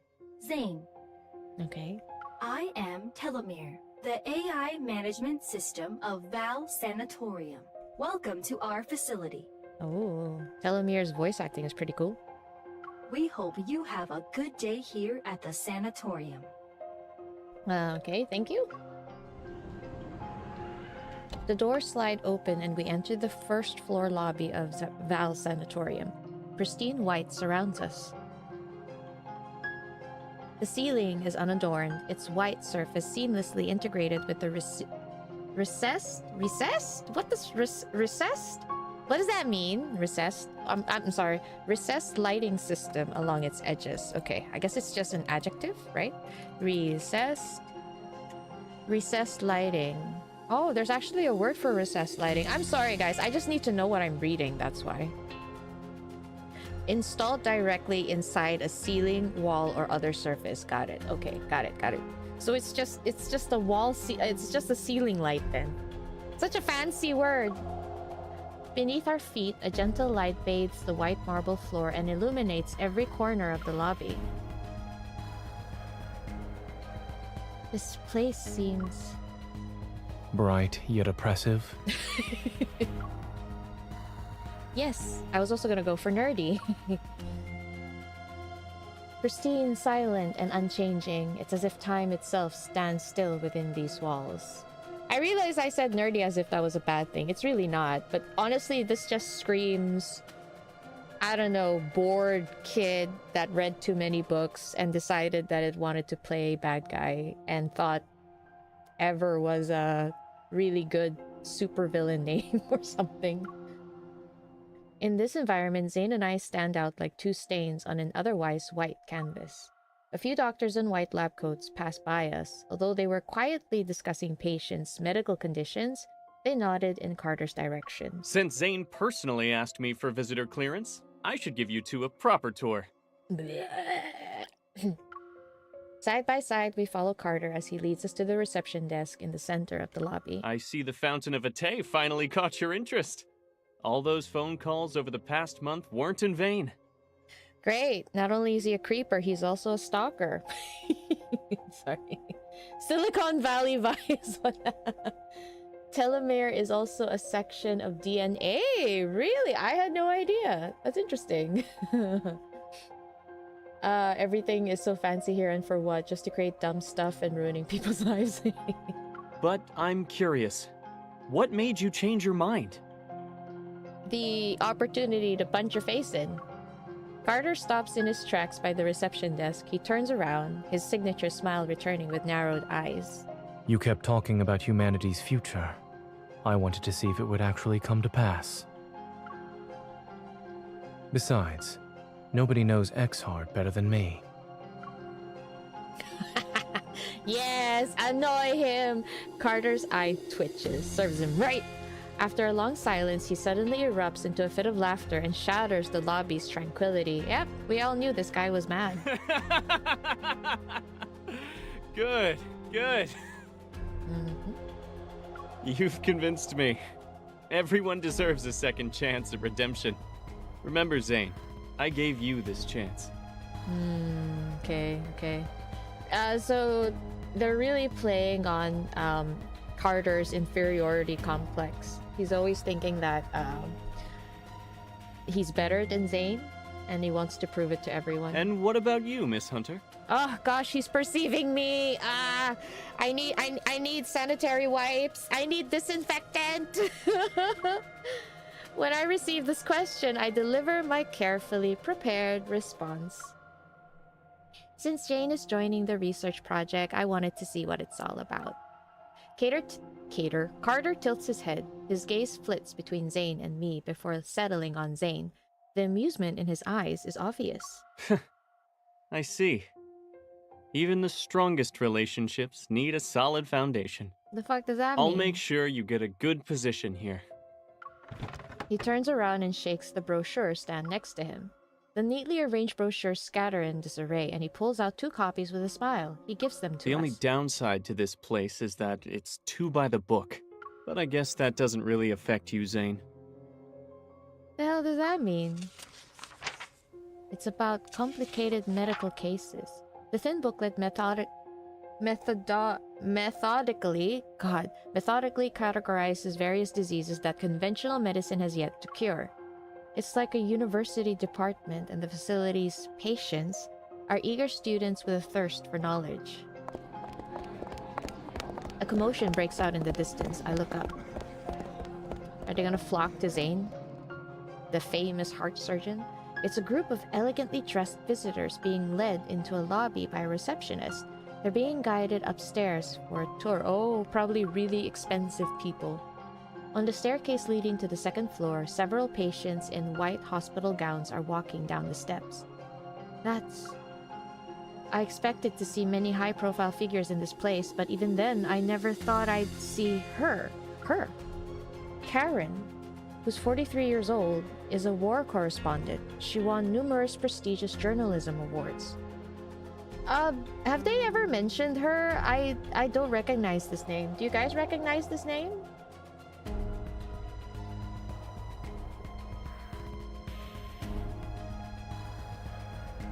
They make a mini game that allows you to punch or kick. So violent.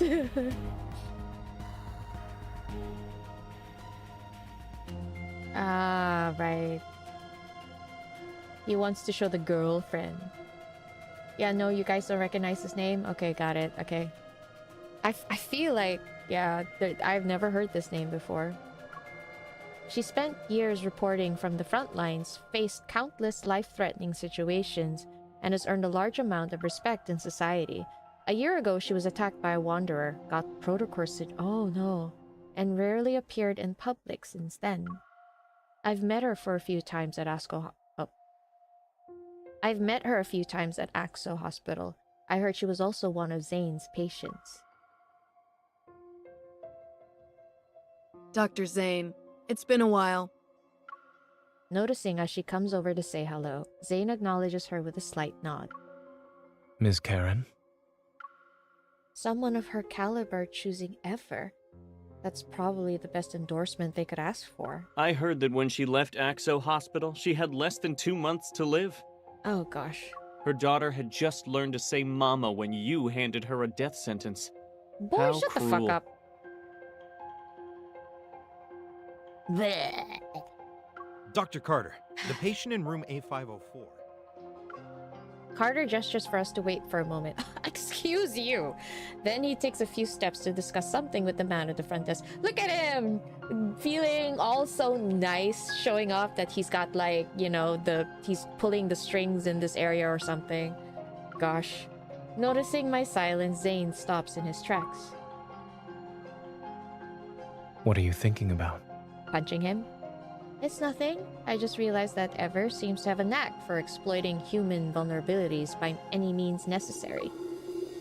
How else could they gather people from different backgrounds and beliefs and make them devoted to a single cause? The key to obedience isn't promising heaven, it's using hell as a threat. After all, everyone fears illness and death.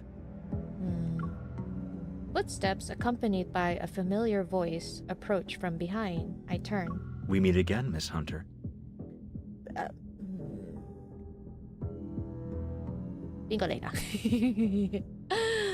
Allow me to introduce myself. I'm Benedict, the director of Val Sanatorium. I don't remember meeting you. I would have remembered. You... From what I remember, he had another identity. I met him at the place where an 𝓥𝓲𝓮𝓻 died. What? You're the detective who spoke to me that day. I'm honored you remembered me, Miss Hunter. Oh, remember the detective that we thought that was kind of sus? That was him. That was him. Holy shit. We just didn't know it was him. Yeah. Yeah, the detective from the accident. See? Remember how he was acting like he was not surprised or anything? Yeah, we all thought that he was kind of sus, but then we just sort of like brushed it off because we were too distracted by the keyword Dawnbreaker, so...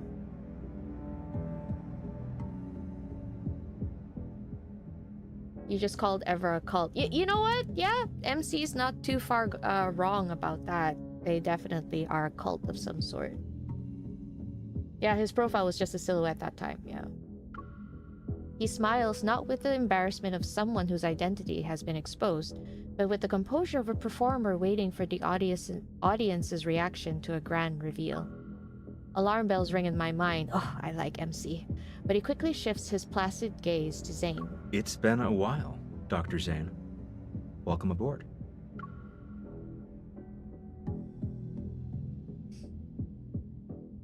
Wait, Benedict.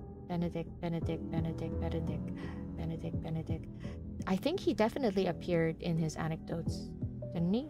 But they only mentioned his name. I think I can fix him. Wait, guys, what do you mean? What do you mean? Guys, he is the director of this place. Are you sure? You don't want to rethink your choices here? I'm not here to kink shame anyone, but if you're going to like Like, look at me and point fingers at me for calling Viper the next LI. I can point my fingers at you for eyeing this guy, okay? Okay? Alright? I'm just saying. Between Viper and this guy, who do you think seems to be the more better choice? Let's say together. We all know that it is 1, 2, 3. Say Viper. Right? Not Benedict. Viper. No.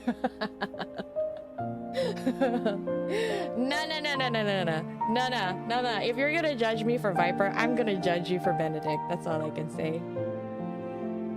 And I judge you. I judge you. Oh, okay. Apparently we're going ham. How fitting that we have 4-seer Zayne.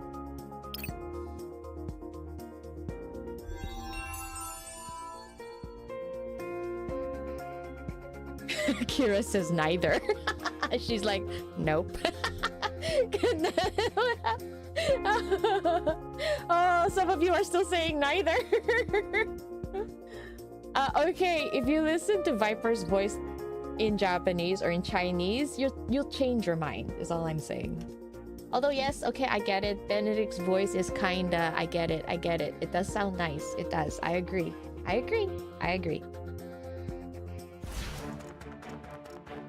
Are you prepared?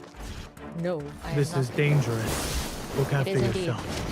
They won't be able to lay a finger on me. That was not Well very done. smart. Proceed with caution. Come at me. Together. Are they all dying really fast? Yeah, they are. Not bad. It can't even be considered a threat. It's over. Threats are only temporary. Yeah, never Melting mind. like snowflakes. Viper be a spawn of Oshima of something. Excuse me, Anonymous. You want to run that by me again? What do you mean? His snake-like visage, okay, characteristics are all because of the experiments, okay? And if anything, Viper is a lost soul. Benedict is just a freaking asshole. Okay? So if we had to choose between the lost soul and the asshole, wouldn't we go for the innocent and kinder one? Okay, maybe not kinder, but nicer one. Thank you, Dot. Thank you. We should start a Viper campaign. I wasn't kidding when I said I wanted to do a Viper stream. I am in the middle of finding Viper content. Trust me. It's there. It's building up. I have art. Believe it or not, I found one fanfic. If you can find more fanfics for me, I'd be very happy. Ready. Bring it on. But unfortunately, the fanfic is more like Caleb Viper. It is falling apart. It was a Caleb Viper rather than an MC Don't Viper. rush. Let's see what it's up to. Well done. Come at me. Together.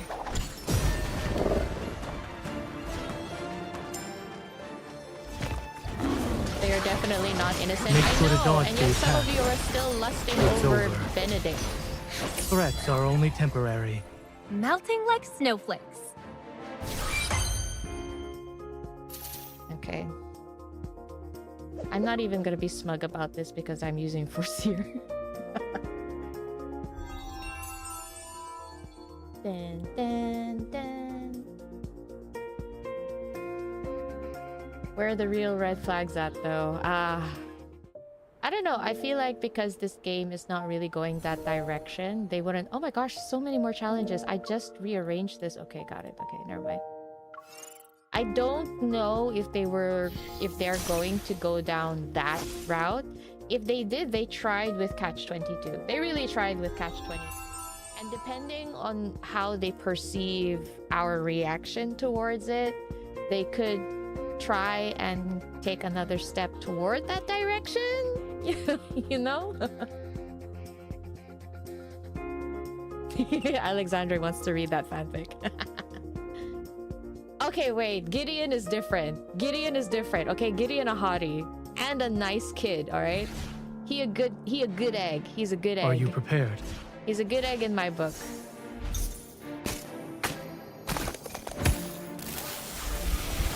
Observe its movements. Oh no. Yeah, I'll be careful. It's minor. Victory is within reach. Come at me. Together. I'll feel the fix. We crushed them.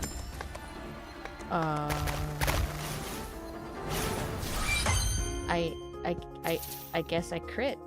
I guess that was a really big crit. All I did was do one skill. Holy shit, okay.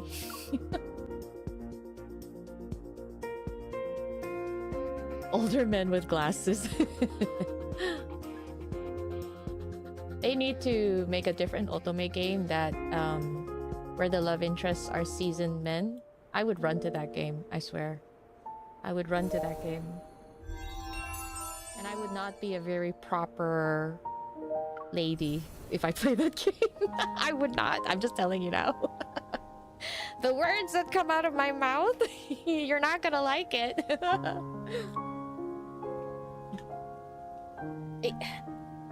Sorry, I'm just moving my chair. You think they will definitely get darker looking at their other game where they literally... Oh, yes. Yeah, that's true. It does get pretty dark. But then I remember they killed the LI only in the karma card. What was it? Karma cards? It's like an alternate reality card where they took on different forms.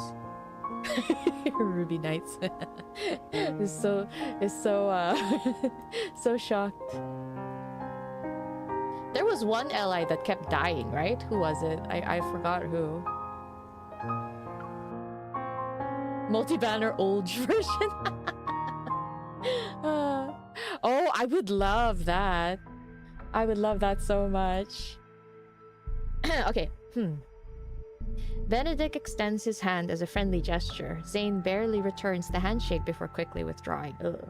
See, even Zayne got the ick. I feel like I remember this name. He was definitely in his branch story. Not branch story, his anecdotes, wasn't it? Wasn't it? I feel like I remember it. But anyway. Wait, you two know each other? Why didn't anyone tell me? Dr. Zayne and I met at Mount Eternal. However, it was a brief encounter. I remember. I didn't expect us to meet again here. When Benedict is introduced, I learned that he was once a distinguished doctor. He served as a mentor for a group of new recruits during the Battle of Mount Eternal. However, he withdrew from the position at the halfway point for personal reasons. We're not officially open to the public yet, but this sanatorium has already become the preferred choice for many patients. Okay, I might actually be tripping. I don't think he was mentioned. As the director, I'm truly grateful that everyone has embraced the philosophy of the Fountain of Ate. Through the glass walls lining both sides of the corridor, the sanatorium's new patients can be seen. They're undergoing a physical examination. Each patient is accompanied by their assigned medical staff member. The checkups proceed quickly with virtually no waiting time. When you hear rebirth cocoon, what comes to your mind?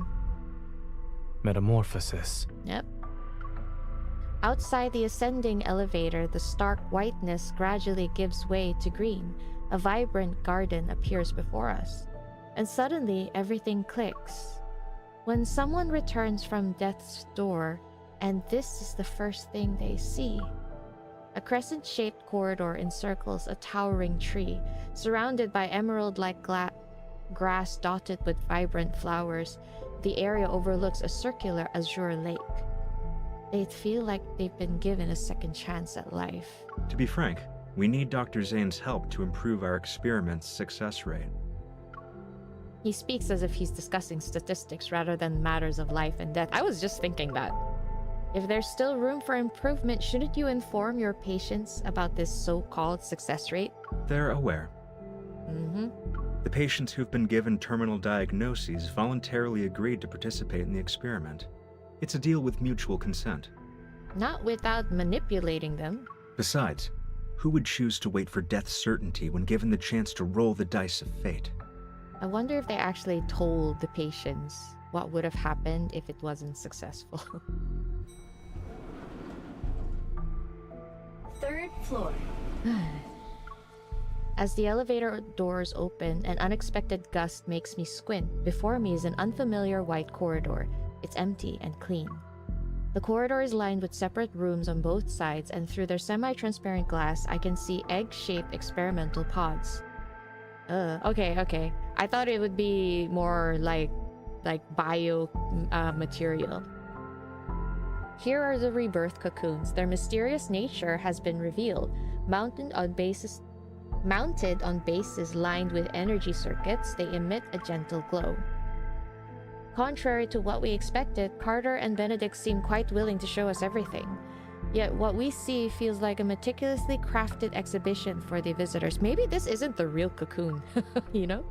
The light bathes everything in soft, warm tones to create a sort of cocoon effect. Even the air filtration system can be adjusted to simulate different scents based on mood. Every detail was made to spark a desire for life and create an illusion of truly being alive. A soft hum fills the air as fluorescent blue energy flows through the tubes and rapidly enters the chambers. The connected monitor displays the rebirth cocoon's interior in real time. Inside, a young girl receiving treatment clutches her chest. She takes deep, labored breaths. Pain covers her already pale face as she breaks into a cold sweat. Her hands tremble and she soon starts convulsing. Oh God. Seconds after the device activates, her breathing steadies at a remarkable rate. Her convulsions stop. As time passes, her breathing finally becomes regular. Exhausted, she closes her eyes and seemingly drifts into a deep, dreamless slumber. The video feed sparkles with light as text appears to indicate the treatment is complete. That's it? Benedict presses a button on the wall and the treatment room's smart glass returns to its opaque, milky white state. So they don't exactly see the whole metamorphosis. Dr. Zayne, these should interest you the most. The treatment consists of 7 sessions. Patients show significant improvement in health indicators after each one. He hands over a document that contains experimental data from several test subjects. Zayne's gaze lingers on the first page for half a second before turning to Carter, who's standing to the side with a self-satisfied look. I won't be sugarcoating anything. Your experiment has failed to meet its objectives. You've lost control of the cellular mutation process. Oh. You could have used a little bit of sugar. Zayne, the rebirth cocoon is our most successful experimental product to date. Our ultimate goal is to achieve humanity's perfect form through genetic and cellular reconstruction. Without a hint of emotion, Zayne glances at him. Then he taps the data's success rate column with his knuckle. These numbers are far from perfect. Someone's using his expertise well. As the creator of 𝓥𝓲𝓮𝓻, I can tell you that your so-called success merely uses the existing technology to temporarily delay the disease's progression. And if it fails, there's a likely chance that the patients will transform. Then they'll begin to turn into wanderers. Every treatment carries risks. If we only relied on your safe methods, then... Zayne closes the files and hands them back to Benedict. His expression remains calm throughout the exchange. Of course. I understand you're challenging the impossible. That's why I decided to join. I enjoy challenging the impossible. He's a good actor. You know? Like, I know it's basically the voice actor's acting, but like his character is a pretty good actor. So smug and for what exactly? Guys, remember what I said? It's always so sexy to watch a man work. You know, like work. As they continue their thoughtful verbal sparring, my gaze is drawn to the curved floor-to-ceiling window beside us. Outside, patients in white hospital gowns walk across the verdant lawn. They create an unexpectedly peaceful scene. At that moment, my heart detects a strange energy. It pulls me forward. This feeling is just like before when I was in the ruins of the Gaia Research Center. Oh. I gently nudge Zayne. He understands and takes a step to converse with Benedict and Carter. Then he successfully leads them away. After making sure no one's around, I slip into the descending elevator. Sorry, the music is quite loud in my ear. After making sure no one's around, I slip into the descending elevator. Does she mean this? She detects someone that's from the lab? You're not allowed in there, miss. I see. You can't go there either. Miss? Visitors are restricted to the public areas on the first and second floors. We aim to respect our patients' privacy. I turn to meet the receptionist's polite yet wary gaze and nod. Alright, then I'll head back. It was that way, right? Oh, shoot, sorry. I point to a spot in the distance. Confused, the receptionist turns to look, and I prepare to make my escape. But I'm yanked by the hem of my top. Huh? The faint energy I've sensed disappears. Okay. Working Zayne is the sexiest. Simone? Was that Simone's voice? I didn't recognize it. I didn't. Yeah, so she felt a similar energy at the Gaia Research Center. So it might be either another researcher or someone who has gone through the same similar experiments as MC.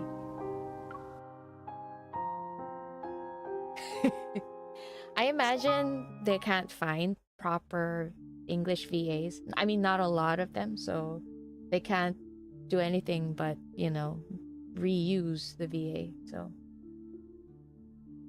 Okay. In the hallway, the receptionist has finally noticed my disappearance and is looking everywhere for me. The sliding door closes. I turn around, cautious, only to find myself face to face with someone familiar. You're the young lady who accompanied Dr. Zayne. Miss Karen? Allow me to properly introduce myself. I'm Karen, a patient with Protocore syndrome. I mean, we got that. A sliver of light from the outside filters through the Venetian blinds. It illuminates her gentle features. She extends her hand, thin yet steady, toward me. I politely return her handshake. I know you and Dr. Zayne are here to investigate the Fountain of Ate, or rather, the Rebirth Cocoon. Oh, do you think she's like an insider? She told Zayne about it? However, the press conference for it is coming up, and you're not the only ones keeping an eye on things. Okay. You said exactly what I was thinking. Are you also undercover so you can gather information? She nods, but after a moment passes, she shakes her head. Sort of. My original reason for coming here was simple. I wanted to live. Isn't it strange? After all, I was a war correspondent who once risked everything on the battlefield. Yet, after returning to civilian life, I'm afraid of death. I even believed in far-fetched promises. I mean, she's a new mother, isn't she? When it comes to matters of life and death, I have no right to judge, let alone interfere with others' choices. Yet I also wondered, if I were a patient, would I pin my hopes on this experiment despite knowing full well how absurd it is? But I hesitate, unsure if I should reveal what I know. You want to say that this experiment is turning people into monsters. Those things called the 𝓥𝓲𝓮𝓻. I mean, she is a journalist. She would know for sure. I was there during the Battle of Mount Eternal.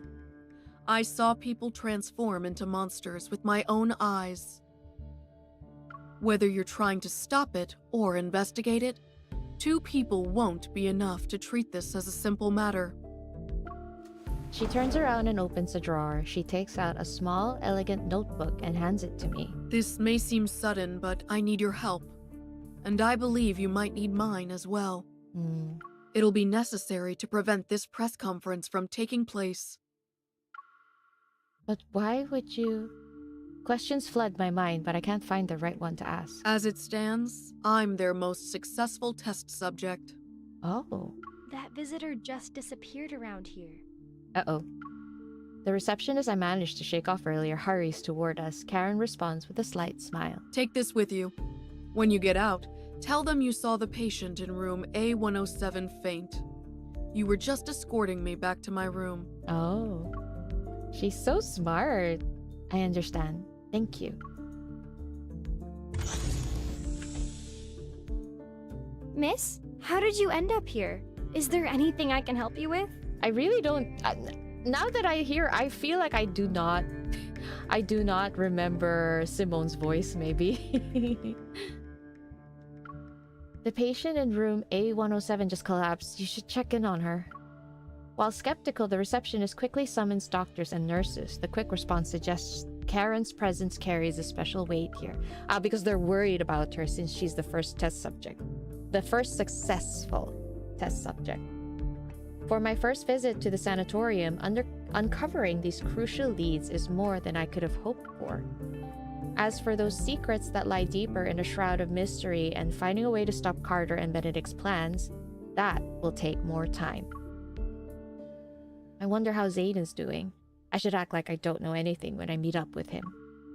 Pushing these thoughts aside, I carefully hide the notebook on my person before heading toward the main white building. Okay. As the tour is about to end, Carter is once again urgently called away by his assistant. He's so busy. As the creator of 𝓥𝓲𝓮𝓻, seeing your technology destroyed because of a momentary lapse in judgment. Do you feel regret or disbelief? I had imagined both reactions, yet I see neither on your face. You must have been away from the operating room for too long, Mr. Benedict. You seem to have forgotten that showing emotions on one's face is the most ill-advisable thing a doctor can do. Oh god, Zayne is so hot for this, please. Is there something wrong with me? I love it when they reprimand people. I mean, me too. Me next. Doctor. Okay, I'm sorry. Moving on. Benedict smiles and chooses to ignore the sarcasm. I'll be honest. I don't trust you, Dr. Zayne. But no one else has your outstanding qualifications and experience. Yeah, he knows that. It's precisely why I want to bring you on board, even when I know you don't agree with our philosophy. Since you're being candid, Mr. Benedict, I'll also discard the pleasantries. Oh gosh, please. I am so hot As I've about said, it. I want to challenge the impossible. We each have something to gain, no? This collaboration could work. Is challenging the impossible your only reason? Will you really let others handle your life's work? Don't you want to find out who created those 𝓥𝓲𝓮𝓲𝓮? I think we all know it's you. You certainly enjoy speculating about others' feelings. I just can't help but wonder. If your bold experiment back then was completed, would the results have been different? In any case, Miss Hunter will tell you about her impressions of the tour after she's done with her disappearing act. Of course he knows. The clamor from downstairs seeps through the window and causes subtle vibrations in the air. Calm as always, Zayne meets his gaze. I look forward to our cooperation in the future. That's the thing. Xander Sciences has always been desperate to get Zayne. So even though they have an inkling that it might be some sort of trap, they still want to take him in. But that just also shows their arrogance, you know? They think that no matter what this guy wants to do, it's not gonna get past us. Something like that. They have too much confidence in their own security. And that's gonna be their downfall. Anyway, sorry. Let me just catch up with chat. I am normal. Thank you. Brat tamer to the core. He's about to help them behave. Yeah, quote unquote behave. Okay, alright. I'm glad that we are all on the same page. We are all hot and bothered for Brat Tamer Zayne. Oh, why does this look like Axo Hospital? And just like that, our first tour comes to an end. After leaving the sanatorium, life with Zayne seems to have returned to normal. It's because we are at Axo Hospital. Barely finding a moment's rest, he rushes between Axo Hospital and the sanatorium. Oh gosh. For the time being, Ever seems preoccupied with their grand vision with the Fountain of Ate. The leads related to the Ether Core have also gone cold. Meanwhile, protocore syndrome cases are multiplying at an incredible rate. Axel Hospital's energy room is consistently overwhelmed. Medical teams worldwide continue to test new treatments, but the results remain disappointingly ineffective. It's as if a deity somewhere in the cosmos and uncertain about the world's fate keeps listlessly rolling the dice again and again. Okay, I need a very... Oh. Aren't you supposed to save people's lives? My wife is critically ill and you're just letting her die. Aw. Where's Dr. Zayne? Isn't he the leading expert on protocore syndrome? Why can't he see us first? Oh gosh. Doctor, my child was perfectly fine yesterday. Why did the condition worsen? Is this the same girl they saw in the pod that time? In the break room for the division of cardiac surgery, the doctors and nurses can finally get a few minutes of rest. Exhausted, they slump into their chairs. We're humans, not gods. We want to take care of everyone too. Oh dear, I'm sorry. In 3 days, Ever will officially unveil the Rebirth Cocoon at their press conference. It is designed to treat protocore syndrome. We interviewed Ms. Karen, one of the first patients who underwent this treatment. She will appear at the press conference. We might be witnessing a medical revolution. Only time will tell. That's how they get them. Their moment of despair. This is what happens. Yeah. I mean, you can understand how everyone's afraid for their life. And I'm just gonna ignore the fact that everyone just thought that COVID was nothing. They didn't care about masking up or taking vaccines. And yet when it comes down to them getting sick, suddenly they're like, why don't you take care of me? But, you know, it's wanting to live, right? What can you do? Yeah, they changed Grayson's VA. I was about to say he sounded a bit But anyway, guys, I need a very quick bathroom break, so I'm just gonna put in a little ad break. Do type in the comments and let me know when it's done. But for now, I'm just gonna go very quick to the bathroom, okay? I will BRB. BRB.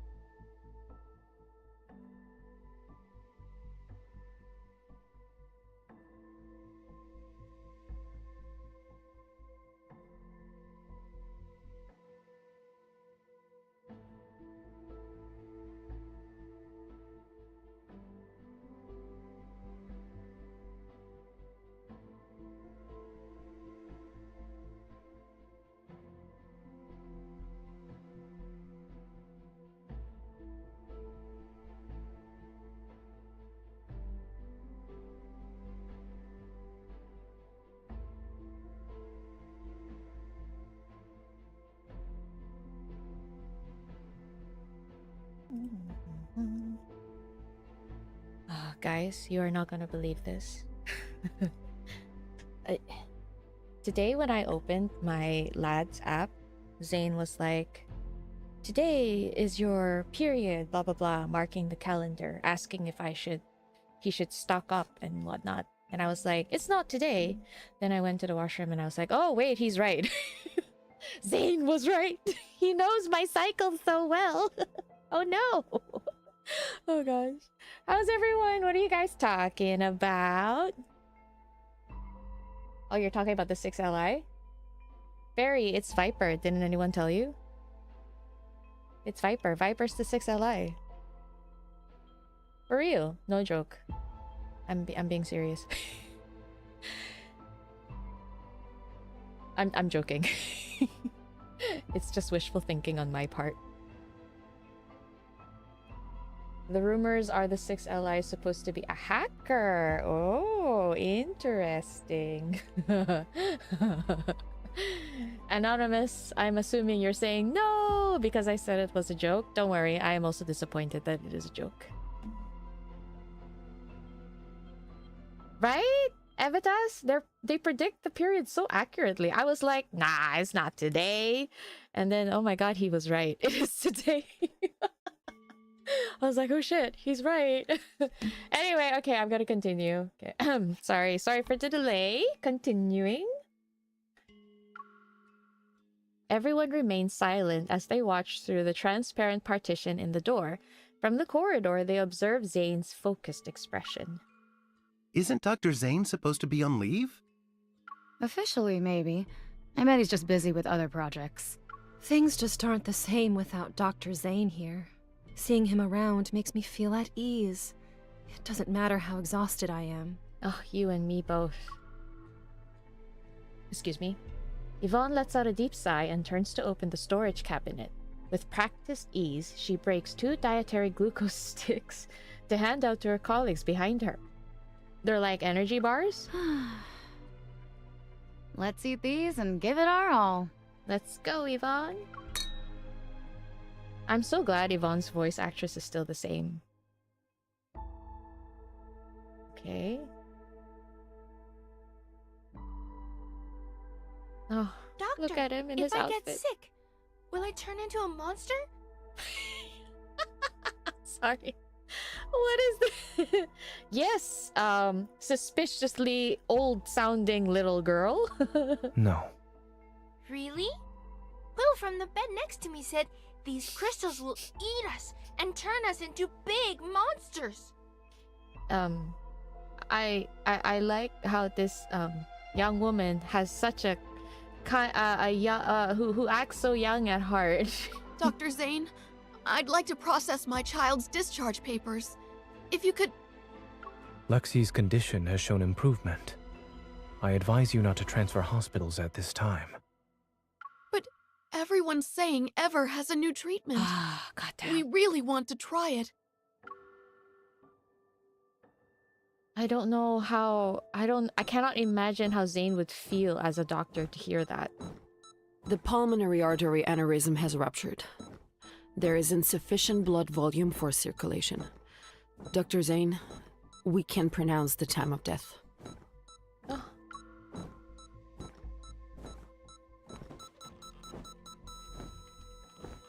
Oh gosh. Is it Lexi?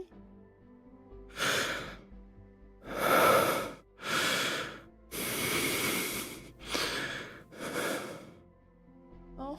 Time of death, 2:23 a.m. Notify the family. Oh.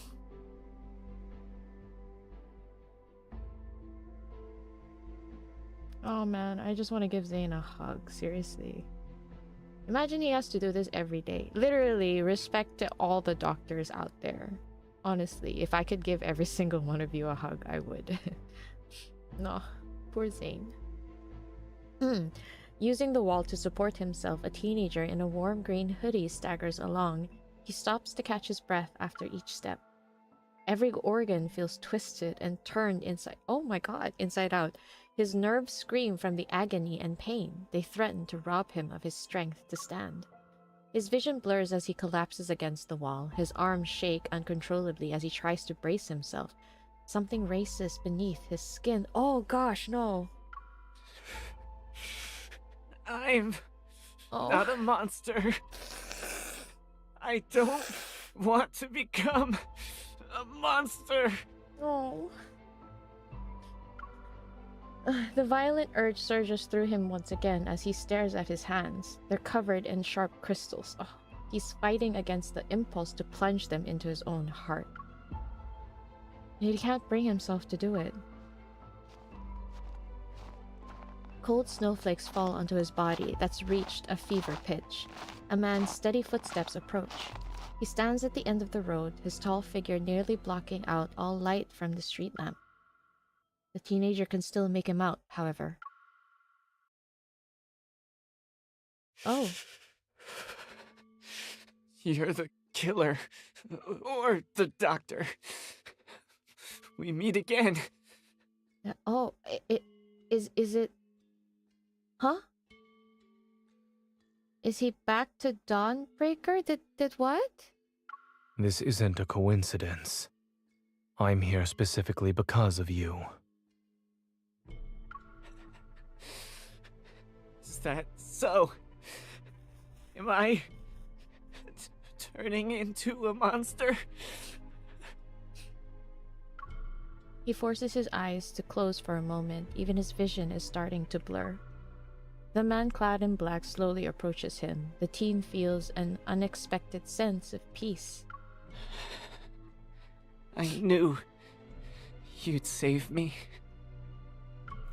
Just as something foreign bursts through his skin to strike at the man before him, the teen hears the crystalline sound of ice forming beside his ear. It'll be over soon. Oh, God. The patient in room A103 is experiencing memory loss, continual emotional detachment, and exhibiting behavioral patterns that differ from usual. 3 days after entering the rebirth cocoon, the boy from room A210 disappeared without a trace. The patient from room A379 experienced a violent episode while awaiting treatment. I was right. She was feeding him intel. The rebirth cocoon's performance has improved. I was chosen as the ideal test subject. They believe I'm the closest to success. Oh gosh. The notes Karen give me consist almost entirely of observation reports on other test subjects. Her journalist instincts made her distrust this research project from the start. She had already noticed something was off about it. Oh, okay, no. These weren't notes to Zayne. My bad. She didn't inform him. These are notes she wrote for herself because of her journalistic instincts.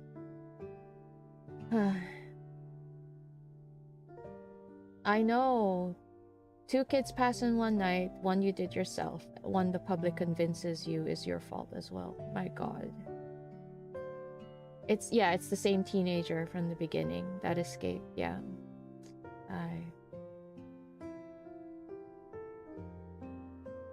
Why didn't Zayne do it before? He felt that he hasn't reached that point yet.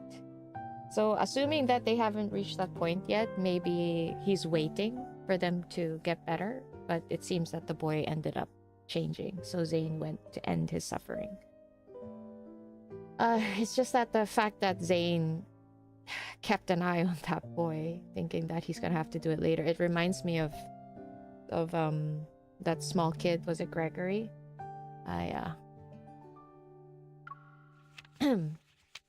This is... A worn priest photo slips out from between the notebook pages. Its edges reveal the countless times it's been handled. In the photo, Karen is holding a little girl with who's no more than 3 years old. Both of them are smiling at the camera. Is that her daughter? I quickly understand why she wants to live despite her doubts about this project. Ugh, God.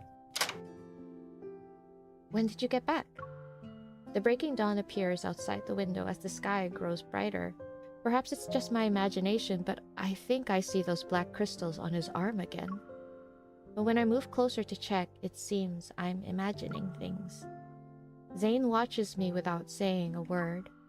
I realized that I only came over last night to help feed Shichi, but I got so caught up in analyzing the clues that I accidentally fell asleep on the couch. Sorry, I went a little overboard when I made myself at home. A moment passes and a faint smile tugs at the corner of his lips. Is there a passcode in this house that you don't know? I clear my throat and hand him the notebook. I try to prevent us from getting sidetracked.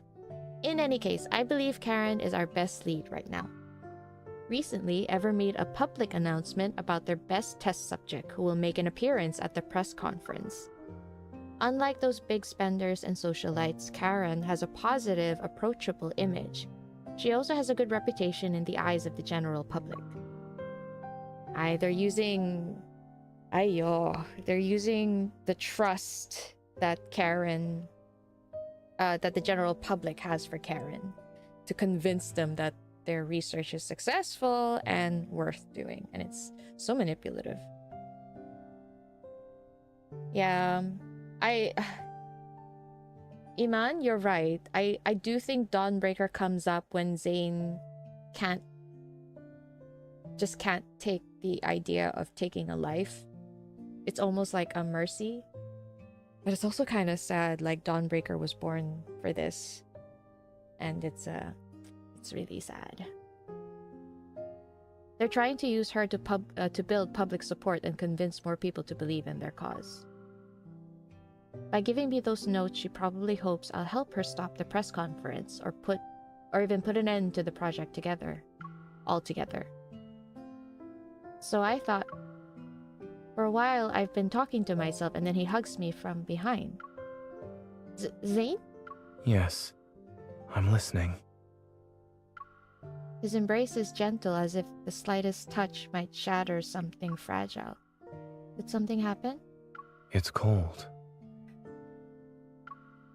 To think someone who's like snow could feel chilly, I paused before turning around to embrace him.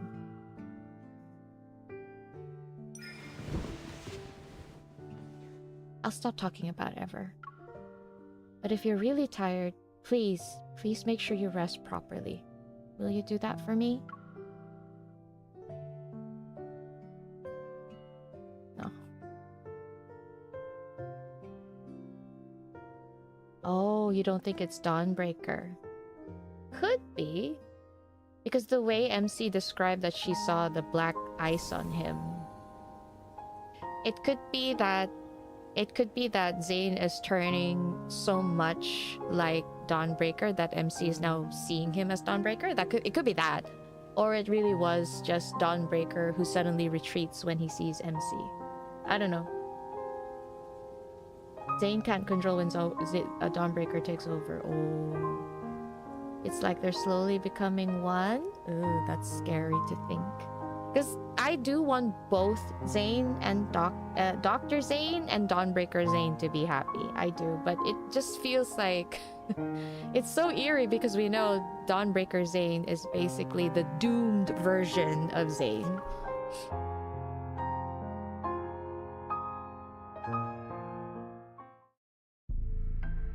Oh, here we go.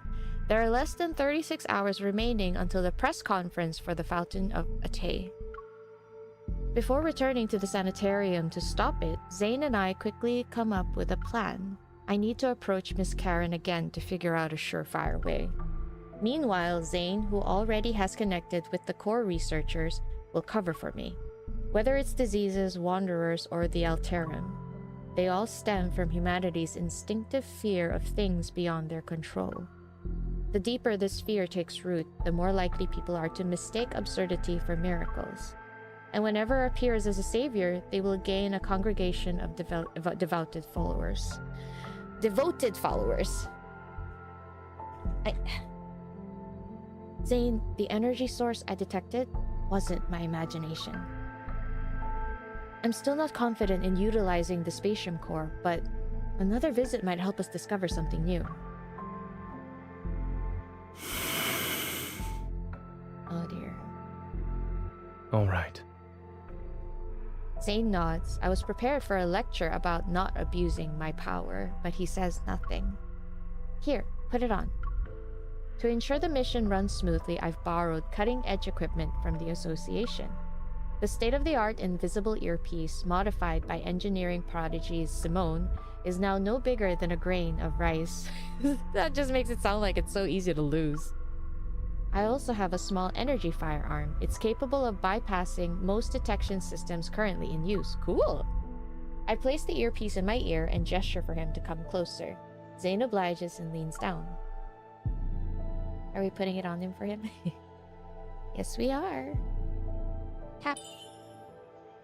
1 cough to turn the mic on, 2 coughs to turn it off, and tap to adjust it. What? That's such a weird way, like... Hello, everyone. You have to pretend you're really sick that day. Thank you. I'm not sure why you're being so polite, but... As soon as the comms channel opens, deafening audio feedback blasts my eardrum. I clutch my ears in pain. Wait, what? It broke? I stagger back, and just before Qiqi's mischievous attempt to trip me succeeds, Zayne catches me by the waist. He can't help but laugh. This is the first time in days that I've seen genuine joy in Zayne's expression. You... I frantically clamp my hand over his mouth. Wait until I adjust the volume before you speak. Oh, was it really loud? I can feel his smile widening beneath my fingers as I use my other hand to adjust the earpiece. Sound check? Zayne, say something. That is definitely something. You've never asked about the reason for why I picked that as my research topic back in medical school. Oh, is he gonna tell her? He remains close to me, his breath warm against my ear. It's almost like I can hear his heartbeat. The path of medicine is a noble pursuit, Dr. Zayne. You strive for academic excellence. You also want to find a meaningful purpose in life. It's a good guess. Back then, when you decided to destroy what could have been a world-changing discovery, you didn't hesitate? Correct.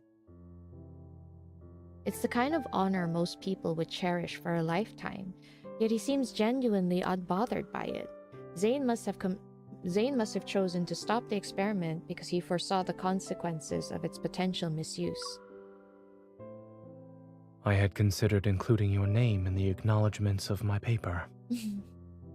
I nod as I secure my firearm to the holster strapped to my thigh. Then I double-check my equipment. You only thought about it? You didn't actually do it? It wouldn't have been right for our names to appear on the same piece of paper without your permission. The king of consent. Before I can process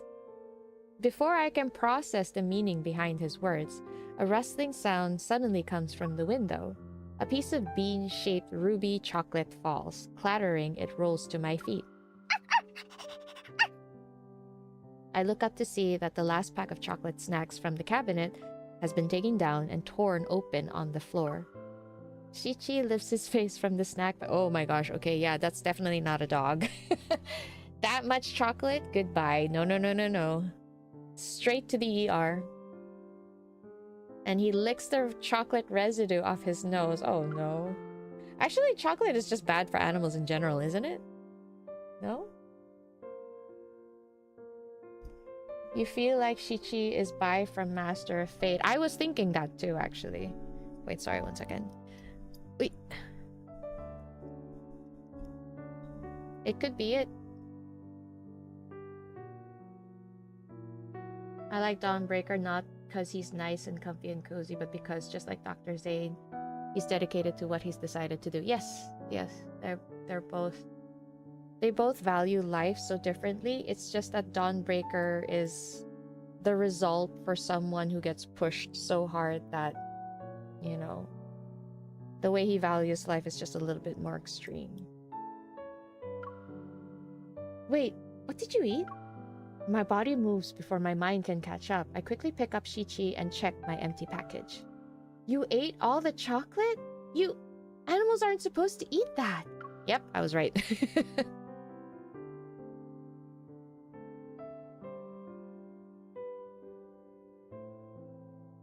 Was that a marriage proposal? Aww. Oh, you mean writing both their names? That's cute.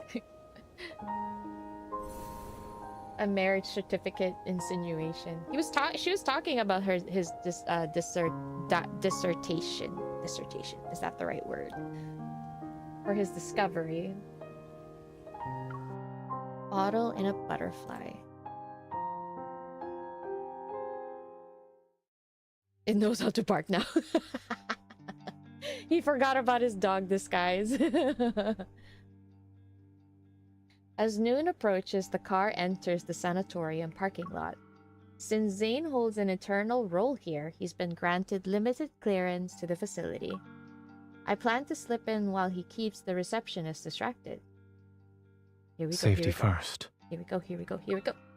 You too. I like how they're working together. This is so much fun. He doesn't look back when he leaves, but he subtly raises his hand for a quick high five. Oh! As our position shielded from view. That's cute. With my biosignature concealed, the omnipresent security camera's scan doesn't trigger anything. The red indicators blink before moving on. Dimitri might be crazy, but I have to admit, the ID camouflage chip he gave me is really useful.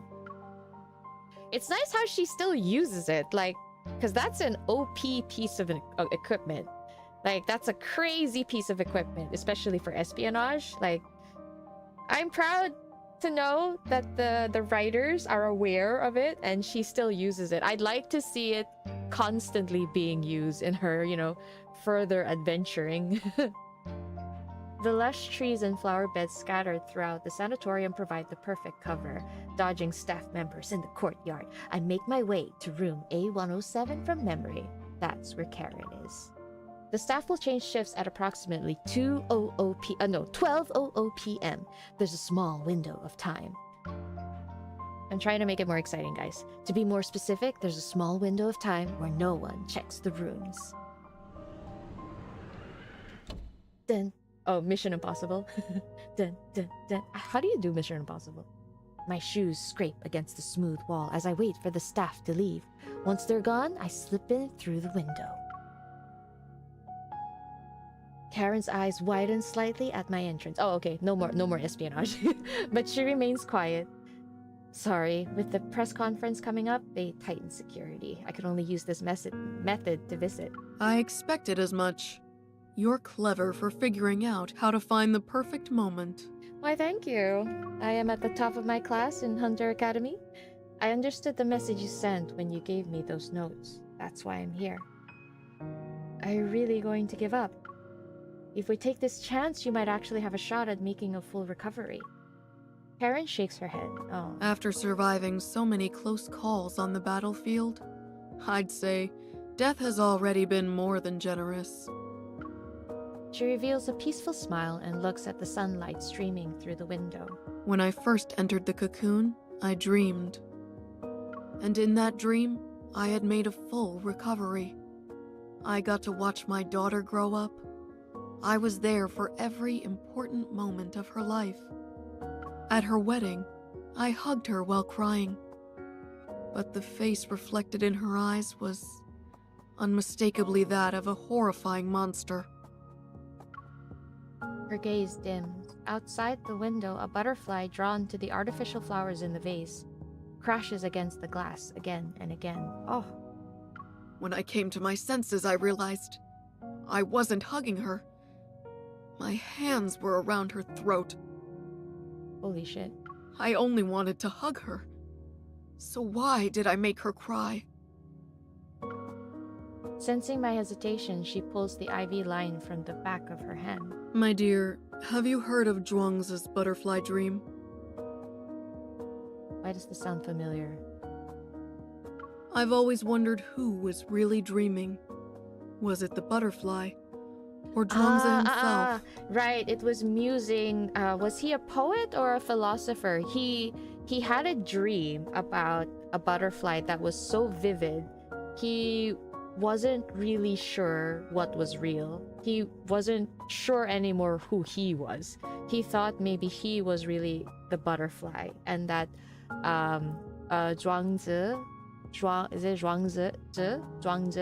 is actually just a manifestation of his consciousness. Like it was that serious. Right. I almost forgot. Yeah. But I can't remember if he was a poet or a philosopher. I think a philosopher. But yeah, he had such a vivid I can't remember if it was through meditation. I forgot. But I remember studying about this a long time ago. Oh my god. But basically it's to question your it's like questioning your very existence.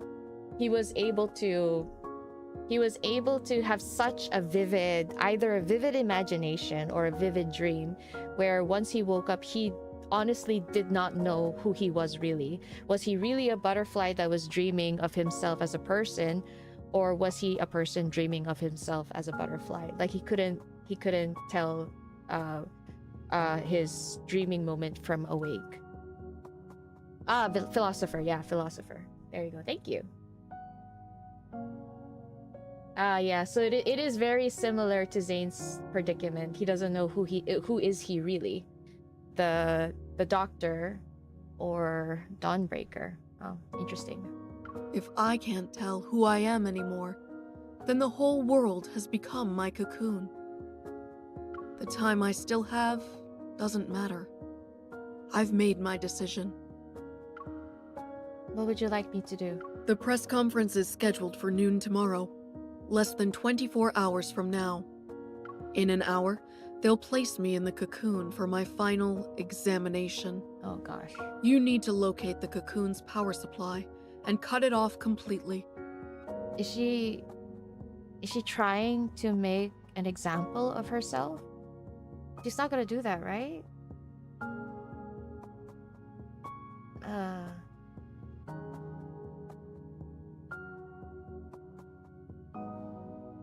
I have a feeling she's... Oh, sorry. That's my phone. I have a very bad feeling that she wants to make an example of herself on live television. I really don't want that to happen. No. The cocoon is connected directly to the test subject's consciousness. A sudden disconnection could lead to unpredictable effects on her very fragile body. Don't worry about me. Oh, okay. I'm prepared to face the consequences. So she wants to pass quietly, is that it? Oh, she's trying to end her life. Oh my goodness. Finding a suitable test subject like me isn't easy. Trust me, this is the best way to stop them. By losing this perfect test subject. I'll find a way to get you out of there. Even if you could carry me, my body wouldn't survive a strenuous escape. I know she's right. Once the guard shift ends, they'll quickly discover their most important patient has disappeared. Every exit in the sanatorium will be sealed off by then. If this is to be my final battleground, then you must help me. Please. I understand. After leaving room A107, I move quickly without any hesitation and stay out of sight. Did you hear?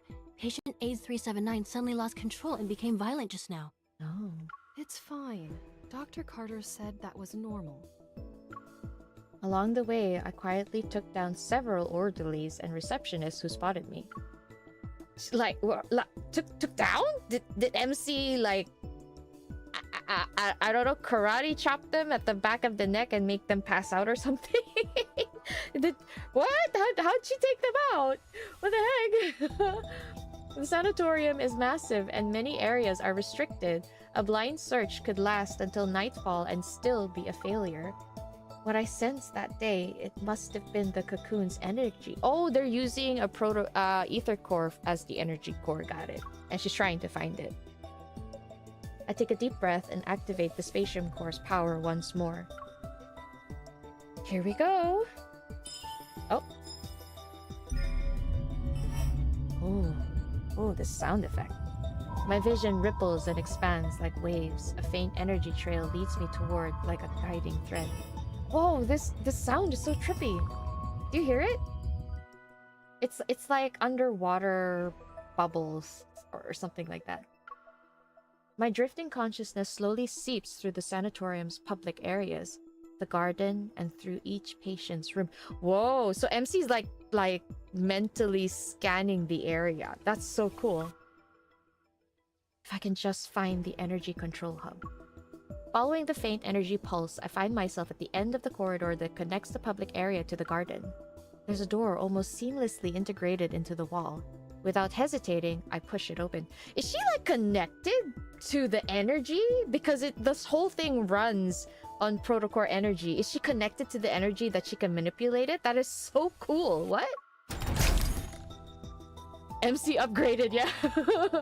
A large enclosed space gradually reveals itself. Behind this door lies an unexpectedly serene forest. Strange, there are no guards present. Only an unsettling silence hangs in the air. Oh dear. My watch hasn't sounded any alarms, and there are no detectable signs of biological activity among the vegetation. The energy source's pull grows stronger as it tugs at the power flowing within me.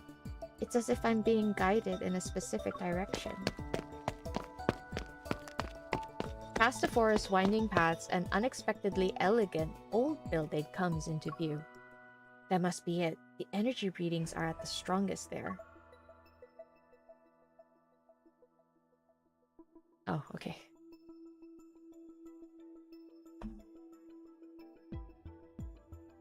Hi, Paper Doll! Welcome to the stream. This is a game called Love in Deepspace. It's a 3D otome game.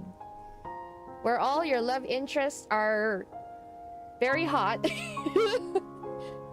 Also very complicated. And the story is amazing, is all I can say. I hope you do enjoy it. Right now, we're focused on one of the love interests. His name is Zayne. He's a doctor. And I think, hopefully, you'll see the cutscene while you're still here. Because this game has amazing 3D animation of the love interest, so... There he is! This is our love interest, Zayne. One of them. Isn't he gorgeous? I'm sorry. I'm sorry. Yep. This is our one and only Dr. Zayne. With Zayne's help these past few days, the cocoon's data and performance have shown improvement. Carter is in high spirits. He genuinely believes his junior has switched to the dark side. No, has finally seen the light. Am I gonna have to listen to Carter's voice again? I remember you were sitting right next to me when we talked for the first time. Why do you sound like a lovesick puppy, Carter? Do you want to join my research team? Before that, we all thought you were just some stuck-up child prodigy.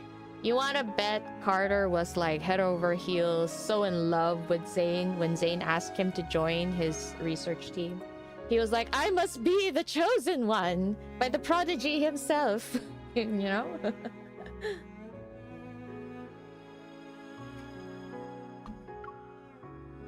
Dr. Noah used to say that one person can go fast, but a group can go far. Besides, your theoretical research was undeniably superior. You really don't have to suck up, Zayne. It's okay. You can just call him out. Just say he's a piece of shit and you had no other choice. Back then, you were the youngest and quietest out of everyone. Who knew you'd be the most forward-thinking, boldest student in the lab? Why does he sound so starstruck? Seriously. You went ahead and performed what we didn't dare to imagine. And you'd pose what we didn't dare to ask to the most distinguished of professors. Oh gosh. Until they were left speechless. I'm telling you, Carter has an absolute man boner for Zayne. That's all I can say. He has the biggest man crush on Zayne, okay? That's why he's like this. Why is he so passive-aggressive? There's a lot of competition, at least on Carter's side. Carter always wanted to prove that he's better than Zayne. At first, he was ecstatic that Zayne would work with him and thought like, together we can conquer the world. But then now that Zayne sort of tossed him aside, he's felt so bitter and wanted to like continue the research and prove that he was the better researcher. And so whatnot. Hello she. Welcome to the stream. Zayne is too polite, yeah. Right? He sounds so smitten. Exactly! Walking and talking as they pass through the streamlined skywalk, the two soon arrive at the sanatorium's central platform. As dusk approaches, light filters through the hemispherical dome like delicate silk. It bathes the courtyard in soft, warm hues. I understand that Ever wants to use tomorrow's press conference to improve the Fountain of Htay's credibility. But the rebirth cocoon still needs to be further developed. It's not ready to be revealed to the public. I guess Why not? We've prepared the best testing equipment, and all the data will be presented to the public in the most accessible format. But not the entire data. You're still lying to them. Besides, we already have a suitable candidate for a public demonstration. I guess Zayne is really trying to at least give them more time by pushing back the conference, but they're not budging. He turns to Zayne and his voice becomes more eager. Zayne, do you remember what I asked you the night 𝓥𝓲𝓮𝓻 succeeded? Oh my gosh, he sounds like a jilted lover or something. Zayne, do you remember what I told you that night when you left me? I'm sorry. I asked if you wanted to change the world with me. Is that not a marriage proposal, guys? Plot twist, the reason why we hate this guy is because he's our rival. He's our rival! Oh shit. Sorry, I dropped something. I was so upset. I dropped something. Okay, yes, that's why. We stand at the center of all our achievements. I assure you that success is within our grasp. What exactly do you mean by success? You tell him, Zayne. Are you talking about unpredictable success rates? Or how quickly you dispose of your defective specimens when they fail? Ooh, get him! Get him! Get him! The smile on Carter's face freezes. Then it slowly disappears. In the past, they were patients you fought desperately to save. Thanks for the reminder. I almost forgot how pathetically incompetent I used to be. Oh wow, here we go. Starts whining now. Why is it that when I was a powerless doctor, the lives lost under my care were somehow forgivable? But when I strive to be a pioneer, you suddenly care about the injustice done to those who were already destined to die. I think it only sounds like that to you. When did you become such a coward, Zayne? That incident at Mount Eternal? Oh, don't you dare. Don't you dare. You shut up there. Let me rephrase that. You've always been better at confronting death compared to me. An uncontrollable impulse surges within him. Oh? Fortunately, a voice comes through his earpiece and pulls him back to reality. Oh. I'm guessing this uncontrollable impulse is Zayne clocking him in the face. Zayne, I found the location with the strongest energy signatures. Just in case, if you can get clearance from either Carter or Benedict. Zayne composes himself, discreetly tapping the area near his ear as acknowledgement. He looks at Carter. Pressing a finger against his chest, Carter's icy stare lands on Zayne. His mocking tone from earlier vanishes. Carter is scared of Zayne. The heart beating in my chest belongs to someone else. I can't live an insignificant life. Oh? Oh? Carter lore? I want to say I don't care, because genuinely I really actually don't, but... Zayne, I understand the meaning of death far better than you do. Oh, interesting. Was Carter a successful subject?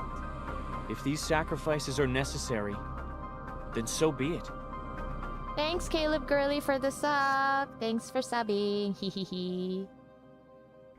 We're about to solve humanity's greatest dilemma, and you're still too young. Ugh!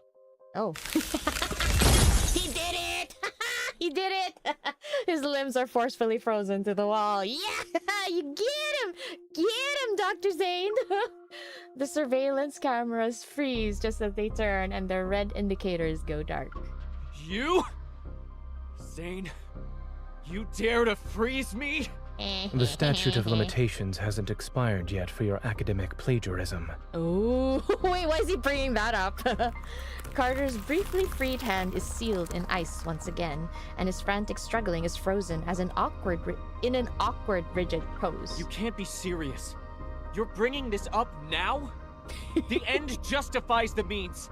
Let me go! Oh, so he's using his academic plagiarism as an excuse to freeze him on the wall. So I guess to confuse Carter as to why he's doing this for real.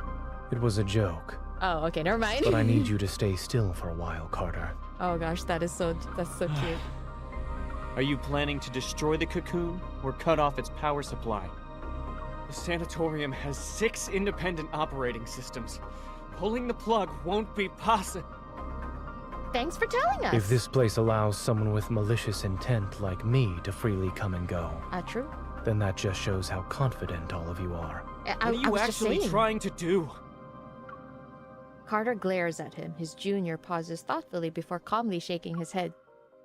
I won't tell you this time, Carter. Oh.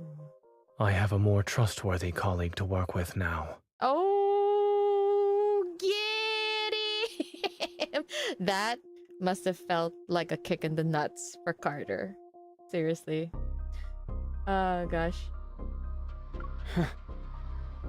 You didn't come here alone this time.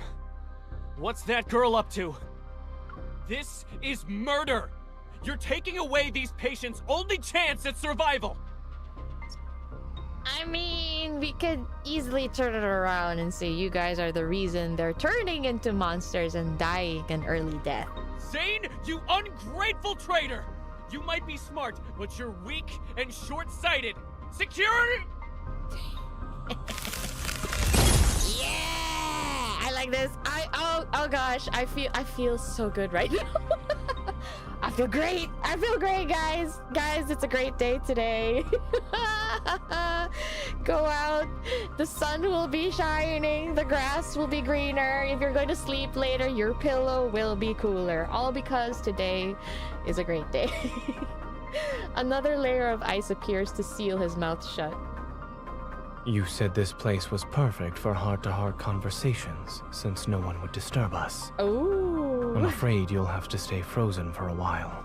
Oh god, he's so hot. Please help me. Carter, you're not doing this to save lives. Nor are you doing it to save humanity. Everything you've done is to merely fill the emptiness and soothe the fear you have when confronting death. I imagine there's a reason behind that, especially since Carter just dropped that, you know, the heart in my chest does not belong to me, that line. I'm guessing we'll get the lore, but frankly, I do not care right now. I probably will later, but right now I don't. Zayne is so hot here, I know. You suddenly feel so weak, Nikki. Stay strong, Nikki. You gotta last until the story ends. Zayne's gaze doesn't meet his. It lands on Carter's heart instead. I doubt the heart's donor wants it beating in the chest of an executioner. Oh. I love this. Oh, I should have screenshotted that. That was funny. Yeah. Okay.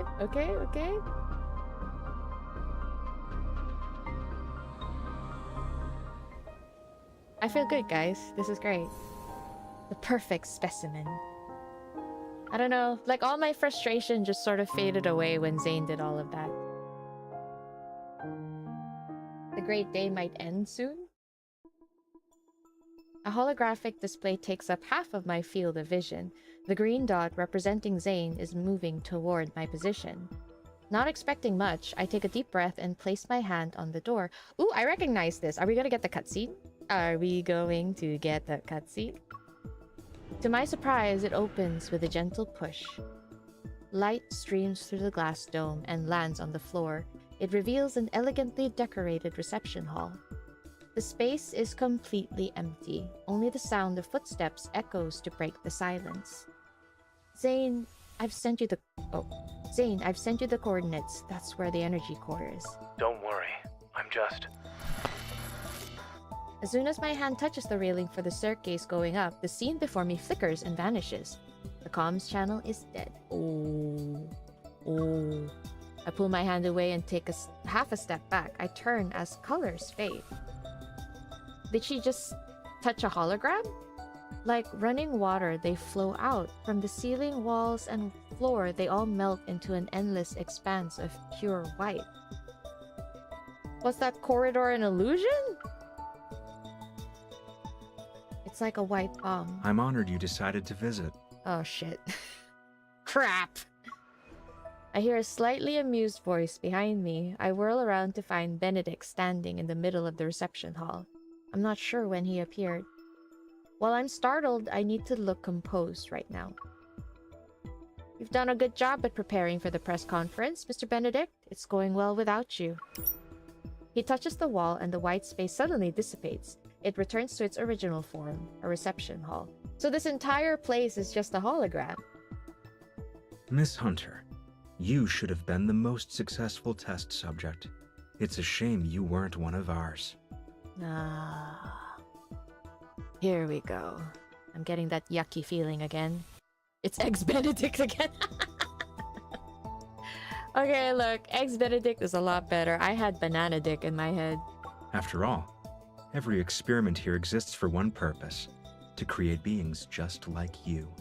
Yeah, it just makes me feel worse. Why don't you? Oh, whoa! MC wasn't having it. She just went ahead and shot the guy. Damn. A gunshot explodes in the empty reception hall. I'm tired of hearing you people talk about the same thing. Let's skip the formalities and get to the fighting. Just as the bullet approaches him, crystal shards suddenly burst from his arm to pulverize the projectile. What? Oh, right. I forgot to mention something. I'm one of the Cocoon's successful specimens. Oh, shit. You could have said that earlier. I quickly switch out the regular bullets in my magazine for energy rounds designed to fight wanderers. Then I shot at him. But Benedict seems to have anticipated this. At a signal, several shadowy figures surge forth from the darkness. Several 𝓥𝓲𝓮𝓻 move with inhuman speed. Like savage beasts, they lunge towards me. Oh, here we go. You're calling for backup already? I guess you aren't really a successful specimen. Ooh! MC! Let's go! Quickly stepping to the side and spinning, I dodge in the nick of time. The 𝓥𝓲𝓮 crash into one another. I don't plan on dragging this fight out. Zayne will be here soon. Finding the energy core's location is the highest priority. I activate the spatium core's sensing ability again. There's a faint energy signature coming from the top floor of the building. And then, everything before my eyes becomes indistinguishable once again. As the light shifts and wavers, thick fog appears from out of nowhere. It rolls in and blurs even the faces of the 𝓥𝓲𝓮. Play with them for a while. My senses stop working and my vision is plunged into an endless void. Overwhelming dizziness washes over me. Desperate, I try to stay conscious in spite of the vertigo, but my legs give out and I collapse onto the cold floor. Oh shit. I know I've reached my limit. Just before I lose consciousness, the sounds around me fade. In the void, I feel someone firmly grab my wrist. It's Zayne! It's Zany Poo! The churning sensation of instability vanishes when I open my eyes. Here we go! Are you okay? Here's my boy! Where does it hurt? Under the flickering light, I can barely make out Zayne's worried expression. Before I can say I'm fine, a searing pain erupts from my... Oh, she's been using her power too much! And flows through my entire body. I press my hand against my chest, but the physical pressure does nothing to ease the pain. Stop trying to sense it. You look pale. I grab his hand, gritting my teeth. I tell Zayne everything that just happened. After them! Oh. Where did they go? Oh. Don't speak. Keep your breathing steady. Oh. A doctor of my heart, seriously. Zayne quickly surveys our surroundings. He pulls my arm over his shoulder and helps me walk. It's not there. Go straight, past that barrier. We pass through the wall. The 𝓥𝓲𝓮 are right behind us, but it seems they were fooled by the elusive hologram. Thankfully, the space hasn't been warped. Zayne pulls me into an empty room and slams the door. Ice cover it, but the 𝓥𝓲𝓮𝓻 have us cornered. They claw at the frost and create this sharp grating sound. Ooh, I don't like that sound. Everything in front of me blurs into patches of color. I try to grab Zayne's hand again, but my strength fails me. My hand weakly slides down his sleeve.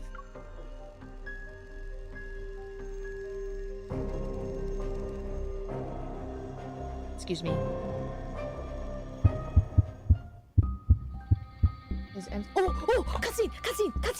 Cutscene! What's that sound? Oh, I'm so sorry, guys. Eh?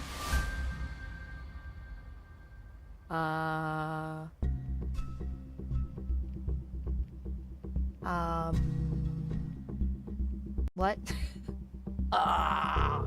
What? What? Okay. I'm very scared of needles, guys. But I guess because it's Zayne, it's okay. I guess it's okay. Zayne? Oh, MC. I miss MC's voice. Why am I tied up? Huh? It's done. Huh? Wait, what? What did you inject me with? A suppressant. The energy in your heart has surpassed your tolerance threshold. This will ease the strain. But why is she Better tied now. up? Zayne. The suppressant won't last long. We need to leave now. Fluctuations. Oh shit. It's metaflux. Pick it up, pick it up, pick it up, pick it up! Oh no. Look out. Oh. Whoa. Oh, he's so cool. Goddamn. Oh my god. Oh my god. Oh, that was so hot. Fire. Okay.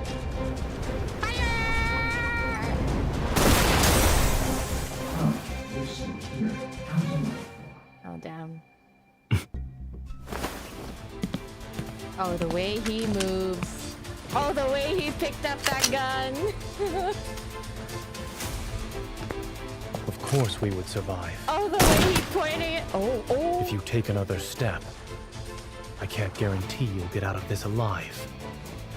Dr. Zayne, a hunter firearm can't use that, but a wanderer can. Oh god, he's so hot. Stop. Oh, damn!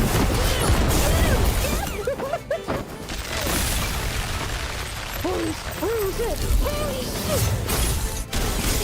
What the fuck? Wait, what? Stop. Oh. MC, let's go. Let's go, MC, let's go. Oh, it's not letting me. Hello?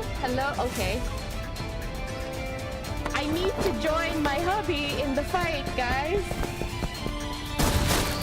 Oh my gosh, they are so hot right now. Stop! This is so good! Yes!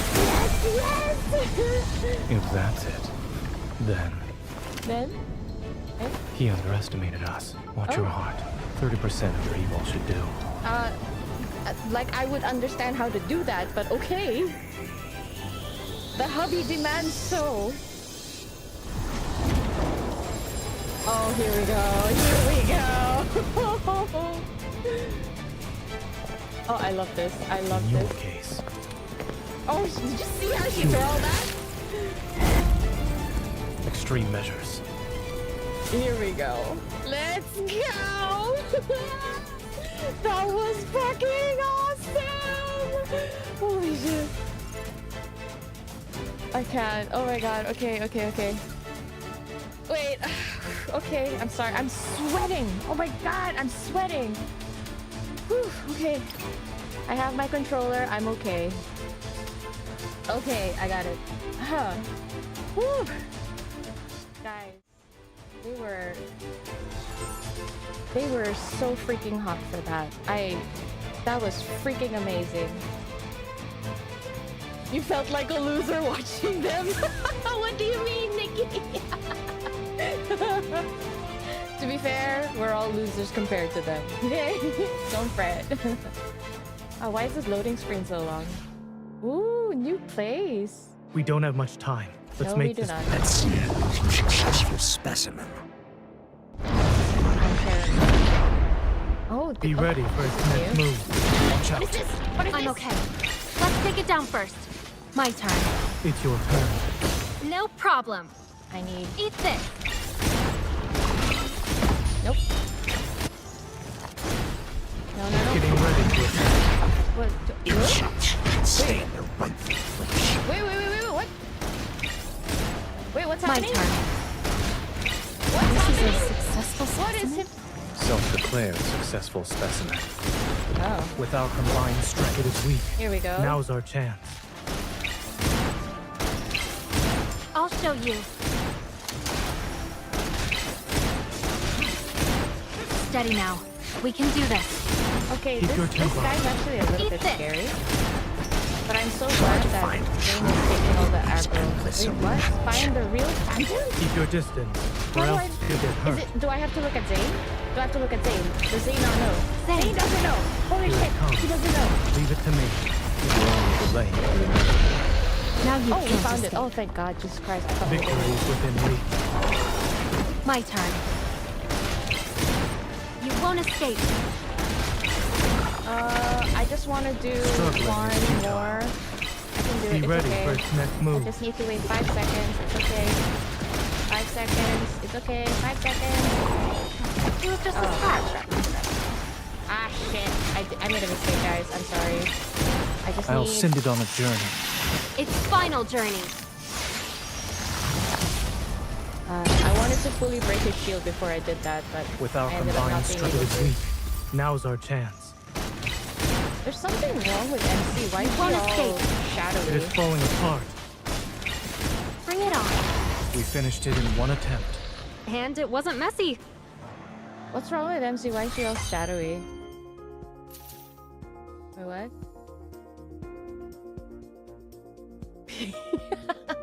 Duckling, they're killing your man. That is so funny. I'm sorry, Duckling. How do you like your eggs Benedict now? Still tasty? Still tasty? You enjoying that eggs Benedict? Oh, is that her residence with Dawnbreaker? I realize I have not played with Dawnbreaker for so long. For so long, I have not. Oh my god, guys, I cannot believe that we just finished that cutscene. That was so freaking cool. That was awesome. My gosh. Oh gosh. That was so freaking cool. That was so... There's nothing else I can say. It is so cool.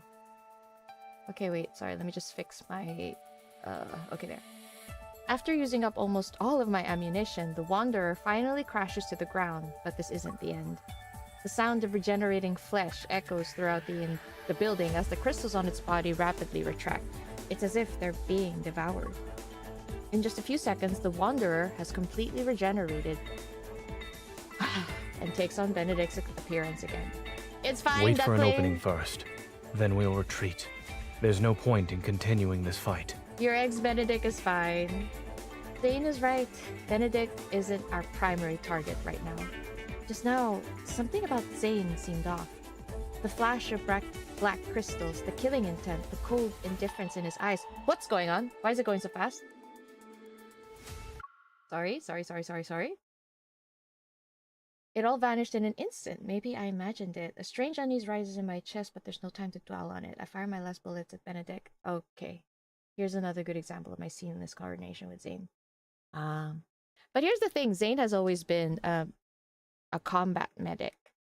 So I never questioned his fighting abilities, but maybe they're saying the way he fought right just now was uncharacteristically good. I don't know.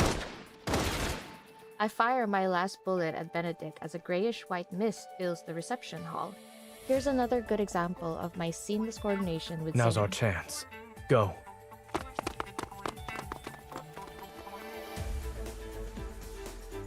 With the Alterum at our heels, I lead Zayne toward the strongest energy signature I remember sensing in the building. Have you noticed how the Alterum are getting stronger? They're practically like living weapons. Could it be that after their consciousness are eroded, these failed test subjects are turned into tools that can be commanded? After taking down another Alterum that tried to attack us, I run toward a corner. The strongest energy signature was right behind the door. Huh? Where's the door? Watch out. Huh? Eh?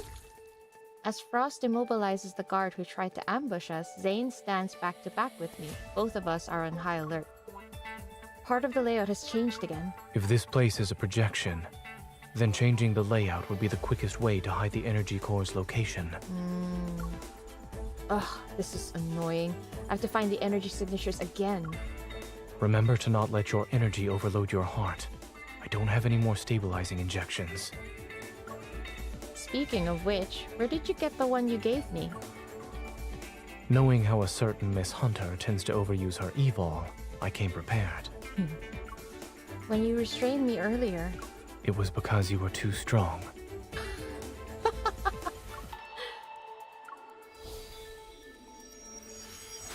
I place my hand on the wall. Energy surges through my veins as my sensing ability is magnified.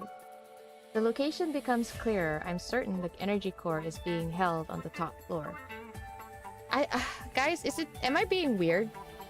Am I being weird? He sounds kind of sus right now, a little bit. I have a weird feeling. I don't know what it is. Something about something about him saying that she's too strong. I found it. Follow me.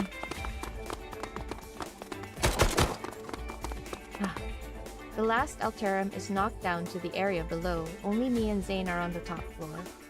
At the end of the cold white corridor stands a single door. It's as if our only option is to move forward. This is it.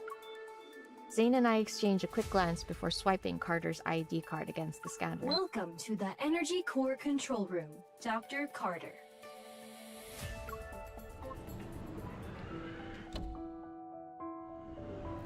Oh, I don't like this. Once the door to the control room closes, a layer of ice covers it. Thick cables run across the area and they all converge on the central energy pillar that emits a luminescent blue light. It's being powered by a protocore. In all of its glory, this is Ever's crown jewel in the industry of protocore technology. If the energy pillar is destroyed, all ongoing experiments will immediately cease. Yeah, this is where they get every ether energy from, and it powers everything that they've done so far. She hit Sai twice while unconscious. That is true. That is true. If the energy pillar is destroyed, yeah. In other words, Karen, who is currently undergoing an examination, will remain trapped in her cocoon. It could potentially cause irreversible damage to her body. Are you worried she might regret her decision? Maybe.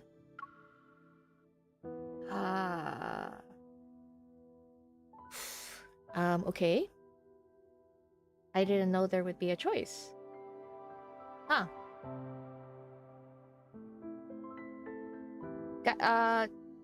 Okay, I'm choosing. Destroy it. I'm respecting her wishes. I can't betray her trust in me, or rather, I believe in her choice. I remember the first time I held Karen's hand. It was thin, delicate, yet surprisingly strong. Zayne raises his hand and hurls a shard of ice toward the luminescent energy pillar. Oh dear. Zayne, wait! Carter's voice rings out from the overheard speakers as the surrounding glass walls instantly become transparent. I can see Carter has arrived. Catching his breath, he's standing in the reception hall we were in earlier. Zayne! Leave this place, and don't you dare destroy that energy core! Do you remember how much time and effort we put into this? Without a hint of emotion in his eyes, Zayne gives Carter a slight nod. Amid the chaos, Benedict calmly stands behind the crowd. He smiles as he raises his hand to his ear. You dropped your facade sooner than I expected, Dr. Zayne. Is it because of your sense of duty as a doctor? or a resolve driven by guilt. Believing that you can guide humanity's fate so you can control life and death is the epitome of arrogance. Agreed. Isn't thinking you have the right to stop any experiment that crosses the boundaries of life just as arrogant? This is what the people in our era want. And in just a few centuries, or maybe even a few decades, history will remember this moment. You have no right to speak of such things. Why don't we watch and see how the future unfolds? Even if you've stopped Ms. Karen's experiment and prevented the press conference today, you can't stop the tide of progress. It's more or less the same rhetoric. Did everyone ever attend the same corporate seminar or something? Ah, yes. I have one more question I'd like to ask you, Dr. Zayne. The static in the comms channel suddenly falls silent and cuts off Carter's angry shouts. All I can hear is Benedict's steady voice tinged with amusement alongside his breath. Back then, why did you choose to destroy something that could have shaken or even changed the world? He asked the exact same question that I did.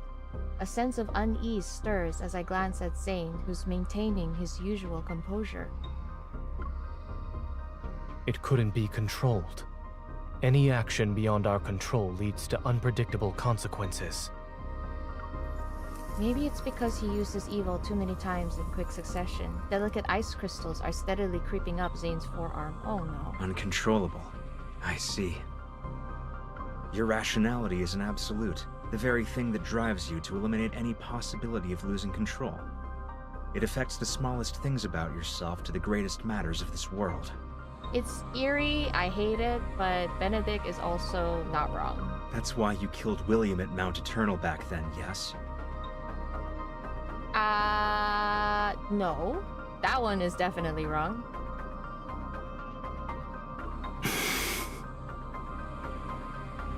You really are capable of such cruelty. You struck down your mentor and friend who fought beside you.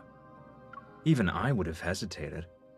Oh, will you shut the fuck up? See, oh my god. Cut to the chase. I'm sorry, Duckling. I really need to punch this guy.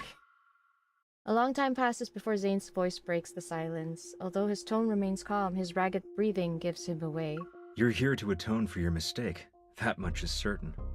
But you also wish to uncover what you think is the truth. For example, surely there must be an explanation for why those Alterum look so much like everyone who died at Mount Eternal.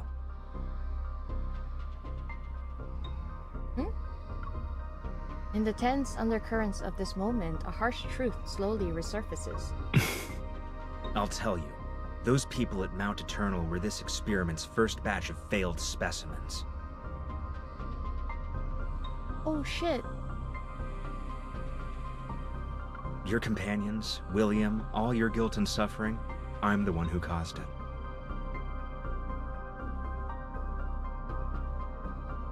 What the f... I did not see this coming. What the fuck? His tone is almost nonchalant, yet every sentence is like a knife straight to the heart. A discovery that could have shaken the world to its core, abandoned because of a moment of cowardice. You made their deaths as meaningless as those of the failed Alterum.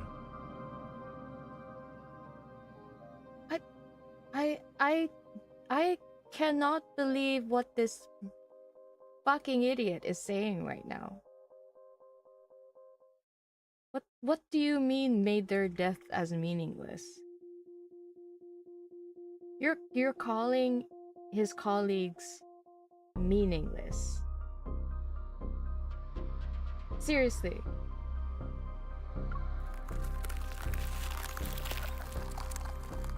Oh shit. Oh, the windows, walls, and floor are sealed under thick layers of ice. They form intricate crystalline patterns. Zayne! With each breath, the veins on his neck throb as black ice crystals spread rapidly across his skin. It's like they're trying to devour every last bit of his life force. This isn't the Zayne I know. This is the merciless Grim Reaper who emerged from the depths of hell itself. Oh no. Oh no.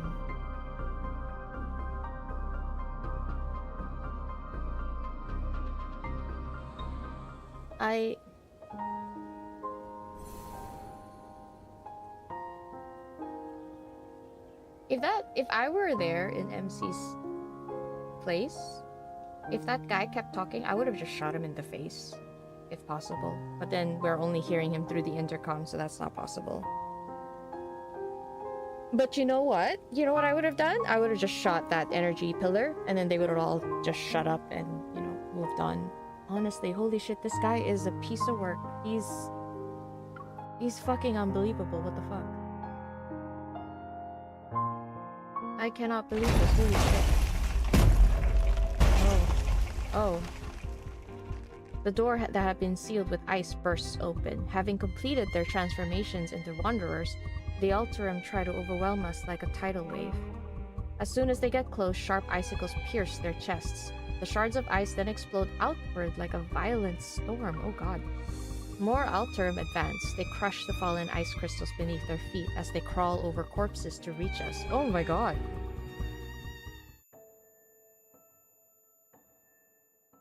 All of the 𝓥𝓲𝓮 open and close their mouths in unison. They stutter and produce these unsettling sounds. No matter how hard he tries, Zayne can't make out what they're saying or see their faces clearly.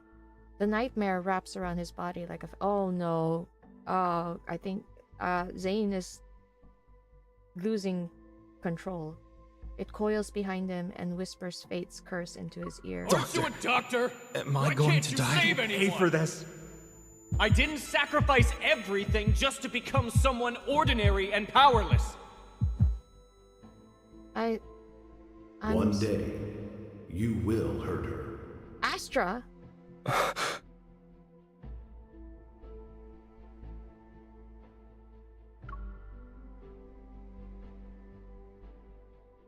Was that... No, I can't remember Astra's voice. Was that Astra? I don't think so. Was it?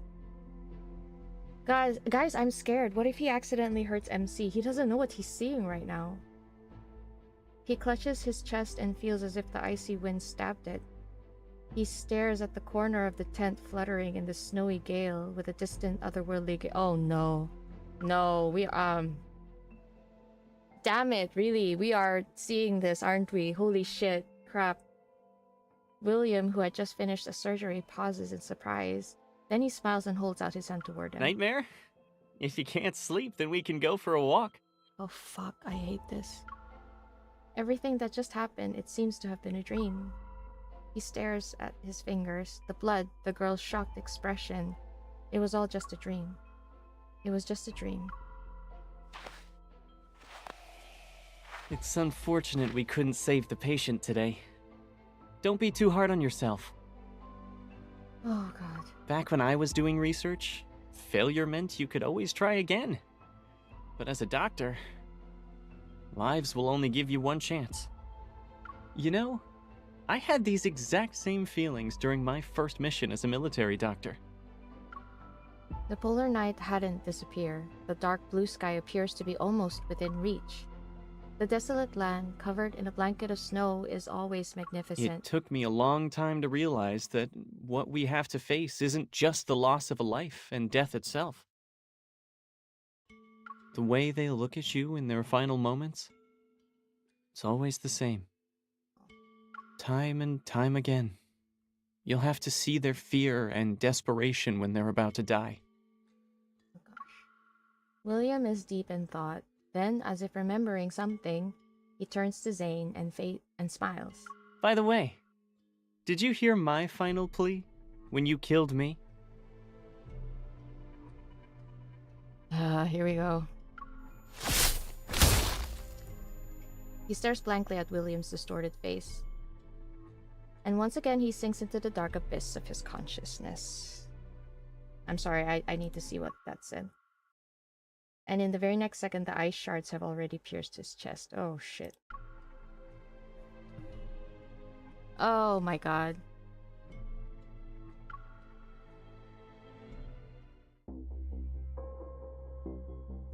There are more of them. They're actually using the 𝓥𝓲𝓮 as weapons.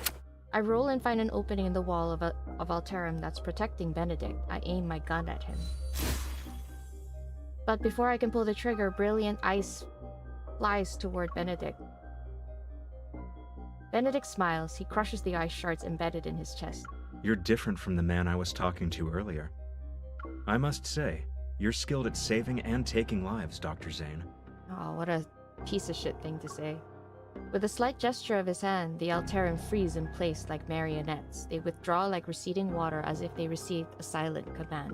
I hope you'll find your true path after our candid discussion.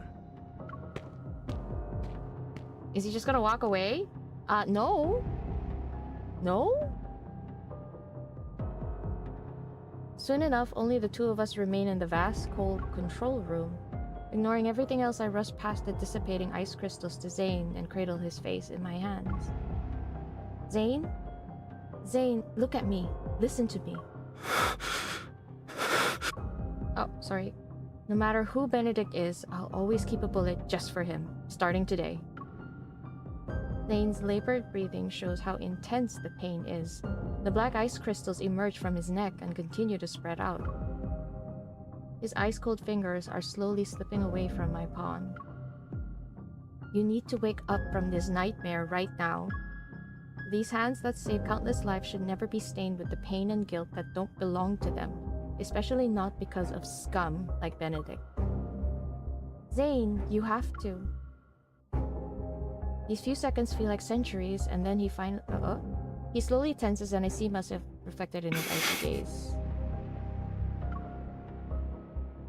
Zayne? Eh?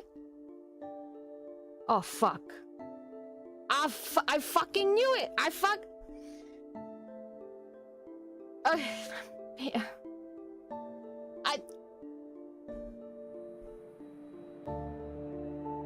Pain answers me instead. My consciousness shatters as I drift into the warm embrace of unconsciousness. Before everything fades, distant memories regroup and flood my mind.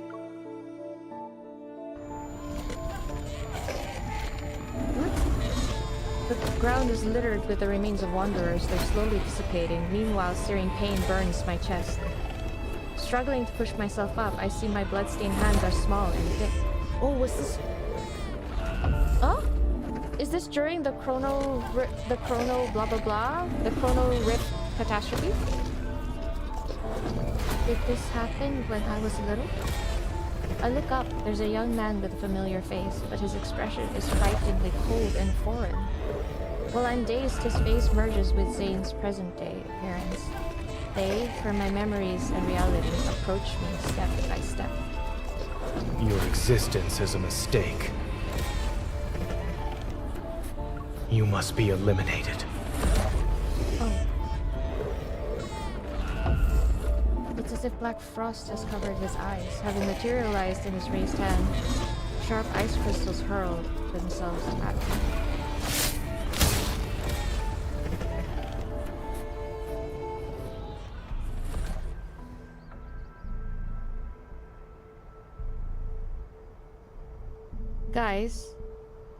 Guys, that was Dawnbreaker's timeline.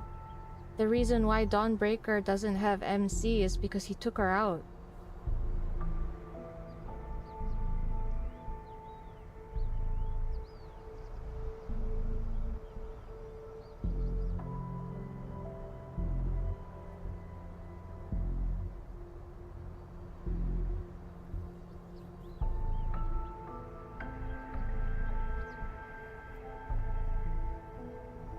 He was possessed by Dawnbreaker? No, I really think that was Dawnbreaker Zayne's timeline. I don't think this is why Dawnbreaker Zayne doesn't have an MC in his life. He took her out.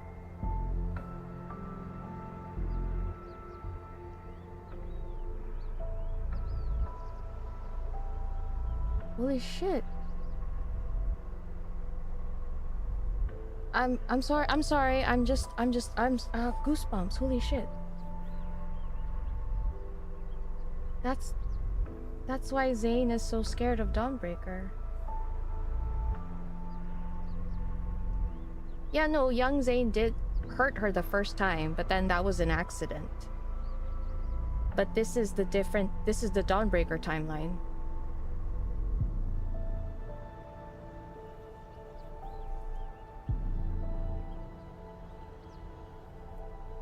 No, I don't think that flashback was the main timeline. You hear all the wanderers and the people dying. In Dawnbreaker's timeline, the outbreak was really bad. And I think instead of Dawnbreaker falling in love with MC, I think he actually carried out what Astra wanted. I think Dawnbreaker took her out. That's why he doesn't have an MC in his life.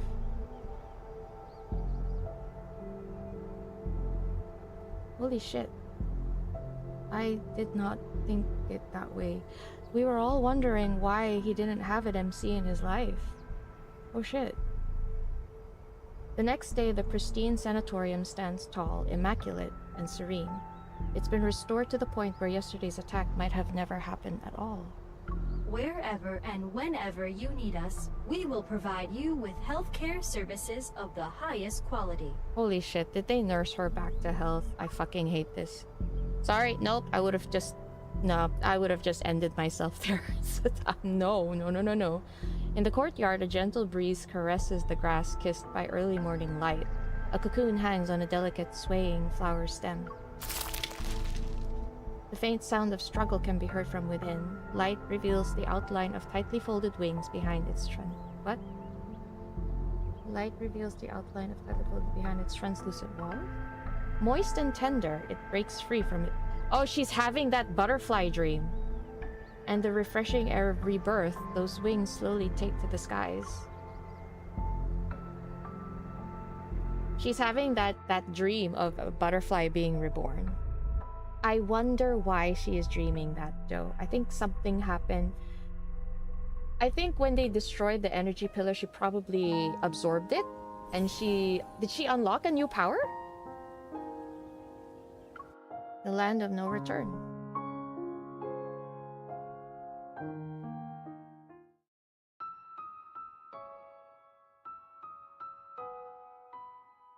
I believe that what happened in their childhood happened way after Chrono Rift. There was no risk for them, and they're kind of mysterious children. So yeah, I thought it was yeah. She said his memories and reality, so it was current Zayne saying that while out of it. No. That scene where she said it melded her memories of Zayne. She recognized a young lad, and her memories of what Zayne looked like made her realize and identify this young person is actually Zayne. Sorry, okay. My heart constricts as sharp pain courses through every fiber of my being. Oh, crap, sorry. My consciousness sinks into a blurry darkness. Footsteps that are close by sound distant, as if they're muffled under a glacier. Zayne? Is that you? He stops in his tracks as if he heard me. He doesn't take the candy or freeze the melting popsicle I offer him. Oh, this is when they were kids. Stay away from me! Oh. I'm sorry. Oh. A box sits on the doorstep. Wisps of cold air drift inside it. Inside the box lie 3 misshapen snowballs, remnants from when Zayne was still learning how to use his evol as a kid. Really? Zayne knows I got hit with ice when watching the seals, and now he made snowballs to tease me? I heard footsteps. Did he already leave? I don't see anyone nearby as I hold the box close. An inexplicable sense of loss washes over me. I want to say his name, but something catches in my throat. I silence my voice.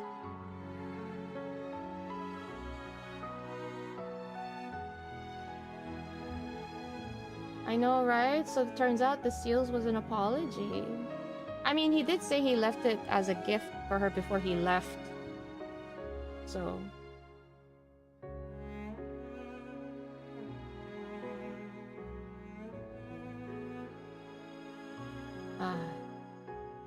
that's why he keeps leaving her.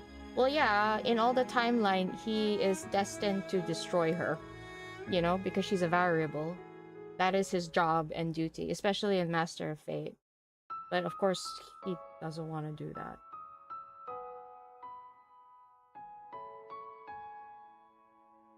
Yeah, we did. In the branch story, we did see that. Ah, Zayne. I managed to finally call it his name, yet when I open my eyes, I find myself staring at a dimly lit ceiling. Oh, thank God, I was so scared that she was healing in that stupid sanatorium. I'm joking. Okay. As my foggy consciousness slowly clears, I realize I'm lying down in a room at 𝓥𝓲𝓮𝓻 Hospital. Thank Due the to Miss gods. Karen's poor health, Ever's press conference for today has been cancelled. Ha! Take that. Mr. Benedict, the director of 𝓥𝓲𝓮𝓻 Sanatorium, stated that the patient's well-being takes precedence over the event. So, I really just once. I just need to do it once. Let me slap the motherfucker across the. I need to slap this man's face like. Oh, Jesus. Oh, okay. A hand waves before me. Its owner's lips move as they say something I can't make out. Oh, there's someone there. How many fingers am I holding up? Oh. Looking down, I see my wounds have been bandaged, and the pain has I see my wounds have been bandaged, and the pain has mostly subsided. I sit up and take Yvonne's hand. We're Zayne. Oh, you're awake. Thank goodness you're okay. You had cardiac energy overload and some minor injuries when Dr. Zayne brought you in. Minor injuries, okay. We asked him what happened, but he wouldn't say anything. Oh no, he must feel so awful. He stayed in this room until your vital signs stabilized. As she speaks, Yvonne leans in. Her expression becomes more serious. I heard from Grayson that Dr. Zayne went to the director's office to submit his resignation letter. What? Huh? No. Yeah, what? There was a loud commotion in the office. I've never seen the director that angry before. You didn't accept it, right? He didn't approve it and gave Dr. Zayne an extended leave. Oh, thank God. Then he told him to go home and think things through. He wouldn't say another word about it. Thank you. Director. MVP. Dr. Zayne didn't hesitate at all. But before he left the hospital, he asked us to take good care of you. Why would he say that? I try to force myself to smile, but I can't. Only one thought is in my mind. Yes, let's go. Let's go. Wait, you can't just... Oh no. Please, be careful. I like Yvonne. I'm sorry. We haven't seen him. Oh, you're fucking kidding me. He did not disappear on us again. Sorry, we haven't seen anyone who matches your description. Oh, fucking no. Dr. Zayne. A few days ago, he said he'd be traveling to remote... Oh, you must be that young lady. This is our new menu item for today. Would you like it to go?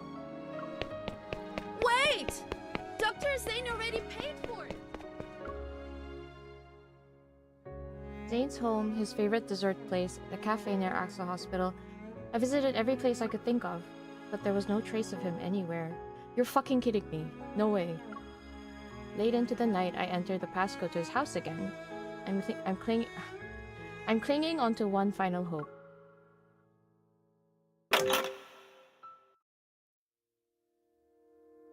Zayne, come on. The room is shrouded in darkness. Snowflakes dripped in through the gaps of the floor-to-ceiling windows.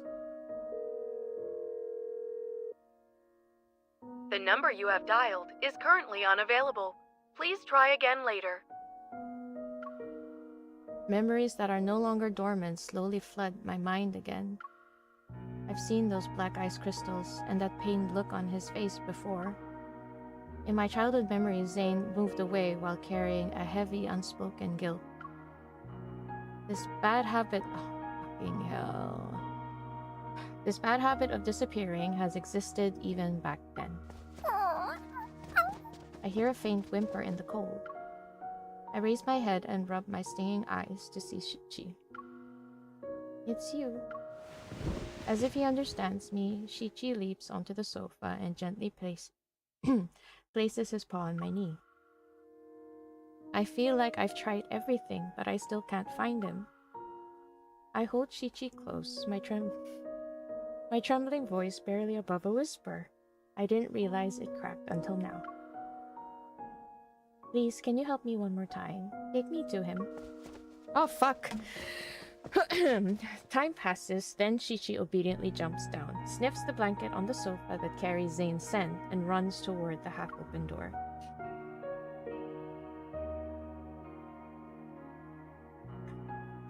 In the darkest hours of the night, it's snowing again.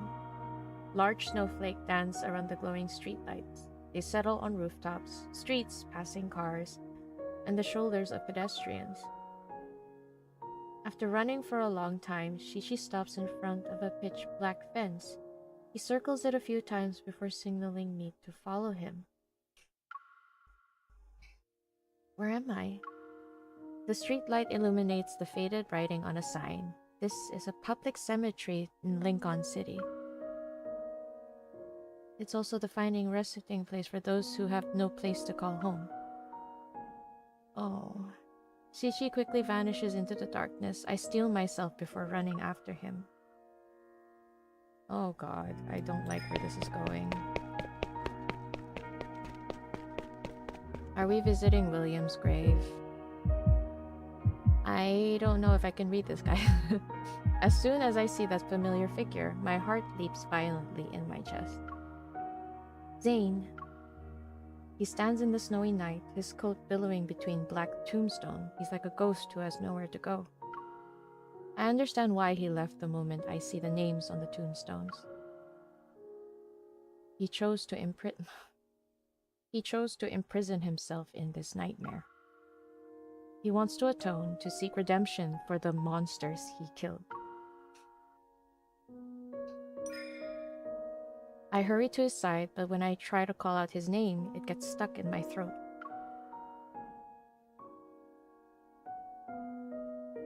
Why are you here? Questions overwhelm my mind, but I don't know what to ask about first. You chose to disappear without a word. You didn't even give me an explanation.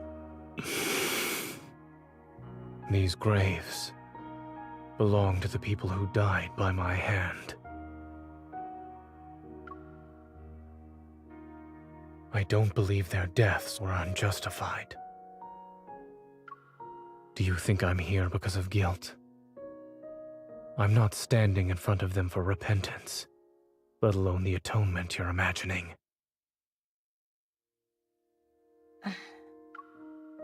When you almost raised your hand against me, based on your judgment, did that mean I was also someone who needed to be killed? He doesn't evade the question. He nods without any hesitation. So this is why you submitted your resignation letter to Axel Hospital. You haven't even healed my heart yet, and you're gonna just leave like that? You told me not to change doctors on a whim, but can doctors abandon their patients whenever they want? A complex feeling crawls up from my throat to my tongue as emotions bubble up like boiling water. I first met you when I came to Oxo Hospital. I was 12 at the time. Dr. Noah was a close friend of your grandmother, and I was told to look after you. You were afraid of me back then, until I used my power to keep your popsicle from melting. When things finally settled down after the Chrono Rift catastrophe, my parents asked if I wanted to move somewhere else. I hesitated for a long time. I was worried I wouldn't be able to see you anymore. But then that incident happened, and I actually hurt you. You were unconscious and bleeding heavily. When I realized what happened, I couldn't understand why I did it. He closes his eyes for a moment. When he opens them, his expression is as serene as the calm after a snowstorm. It's like he finally woke up from a year-long nightmare, only to discover that the nightmare has become reality. Oh, fuck. That was when I realized I could lose control of my power. And not being in control can lead to irreversible consequences. It's why I chose to leave without saying goodbye. The truth pierces my heart like needles. Words are stuck in my throat. Perhaps I chose cardiac surgery because I wanted to heal your heart. Or maybe I wanted to make amends for what I did back then. Even I don't know. He keeps his gaze lowered, and his voice is as soft as melting snowflakes. But I didn't hesitate when I chose the field of medicine. When I first recited the Hippocratic Oath, I truly believed I would become a good doctor. And you are. I believed I would save many people, including the one I had hurt before. It doesn't seem like he noticed my obvious shock. Zayne just gazes calmly at the weathered gravestones. Until that night on Mount Eternal, when I killed William. But you didn't have a better choice at the time. Once again, he lowers his emotionally detached gaze. Do you really think a killer can be a doctor who saves lives? If something like this happens again, you might regret the fact that you tried to keep me close. Are you saying your nightmares are destined to become reality? Will I turn into a monster that needs to be killed one day? I didn't expect him to answer, yet he shakes his head. I don't know. So are you avoiding me now because of logical reasoning? What about your feelings? If we're going by pure logic, then now is the time. Okay. Do it, Zayne. Are you afraid? Or is this something you don't want to do? MC? Looking at his calm, aloof expression, I find myself beyond the point of rationality. Oh, she's desperate. Whatever you do today, I won't have any regrets. But I would. Snowflakes land on my eyelashes. They turn his figure into prismatic fragments. Huh? That are like ripples in the darkness. I'm certain that if I were to truly hurt you one day, it would be the greatest regret of my life.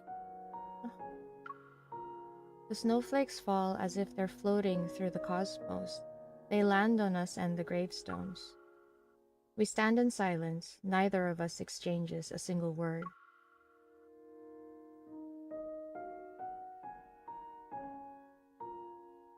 After that day, rumors related to the 𝓥𝓲𝓮𝓻 and Dawnbreaker faded away like melting snow. These pure white specks were but fleeting visitors. The city awakens in daylight, and once again, it's immersed in its bizarre flood of information. The Spatium Core's energy remains concentrated in my chest. It's like a seed that's merged with my flesh. It faintly echoes with my heartbeat. I know these ether cores connect my past to my future. They're linked to the secrets hidden in deep space. Yet I wonder what fate awaits the 𝓥𝓲𝓮𝓻, Zayne, and me. Ever won't give up on the fountain of Pt they've carefully cultivated. They'll continue to weave their dreams of immortality. But they were right about one thing. The cycle of life and death is an inescapable truth. The constraints of matter break down, and the shackles of time and space gradually dissolve. Countless civilians rise and fall amongst the stars. Because of the laws that guide entropy and dissipation, Earth's magnificent radiance will eventually fade. Humanity's long, undisturbed period of exile will also come to an end. I wouldn't understand that until much, much later. The Creator had planted foreshadowings in an era predating life itself. What?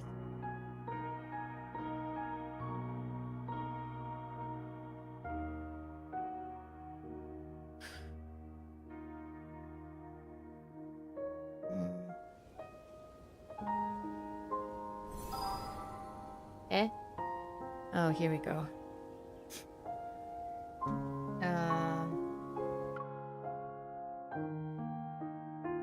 Is there more?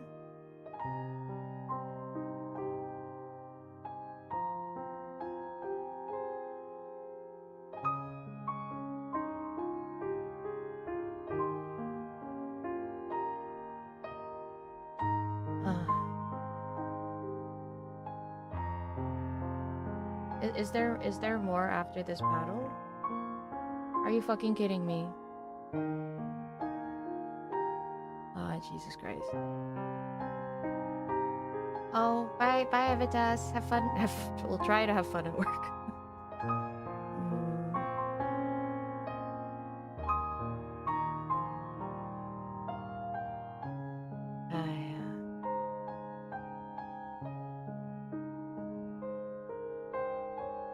Oh, I don't think they broke up, but it seems like Zayne is trying to draw a line. I wouldn't be surprised if in the next chapter we just don't see him again. I don't know. But Jesus Christ.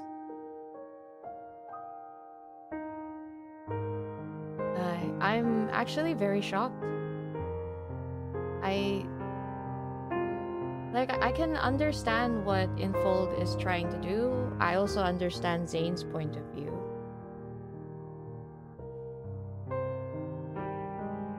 But yeah, Dot, that's pretty much it. I feel very empty right now. I feel like there needed to be more than that. Yeah, no, it's not a satisfying ending. What's your breakdown? I feel like he left us. I don't know if he left us. I think he is distancing himself. The thing is, he did try to resign. That's him running away. Which happened because, like MC mentioned, this is a pattern that he reverts to. When he is filled with so much guilt, he tends to run away. And understandably so, because he feels like he's what's causing harm to MC, right? So yeah, he would run away. I think that the director put him on leave. He is not officially resigned. The director yelled at him and made him have an extended leave and think for a bit. I think he was about to run away, but he did not. Right? Hi, Danya. I'm sorry, we just finished. We're just discussing and trying to pick up the pieces of our shattered hearts, I guess. Yeah, I do think he's just going to distance himself. What I'm worried about is all the... It's just upsetting because all the build-up, all the progress that they've been going through, like in the timeline that if they were now remember, in this main timeline that we're seeing, they're not a couple, but in the oh sorry, my iPad is dying. 1 second, I need to let me just plug it up. In the context of the cards, because the cards are read like separate emotion, separate what ifs, right? The what if of if they started dating, this is what would happen. Don't allow. Then, but it doesn't mean that the main story didn't happen in the context of their relationship either. I just feel like this would have probably set Zayne back so many steps. Yeah, I know. It's sad though because if you think about it, right? It's not like he entirely chose medicine purely for MC. He did genuinely wanted to learn medicine, and I think that had something to do with his family background. But it's just the field of his medicine, heart surgery. It was probably from guilt, yeah. But then he was still dedicated to it. And I don't know, I just... it just sucks, you know? Like, he was advancing so well. He thought he was doing something really great by doing that research into protocores, thinking like, yeah, I'm making a difference in society, to human life. I can cure her. But instead, it is now the source of all this nightmare. 𝓥𝓲𝓮𝓻, this stupid fountain of Pt. It feels like every time he tries to take a step forward, he's being pushed back. And very savagely so. If they don't integrate this into his cards, I'll lose my mind. But here's the thing, I don't know if that's what they'll do. I will honestly feel a little weird if they integrated his memories of him just suddenly acting like everything is okay. I don't think it would make sense. If anything, I feel like this is an opportunity to dive into a different dynamic of memories, of them trying to make up, or, you know, just them talking things out.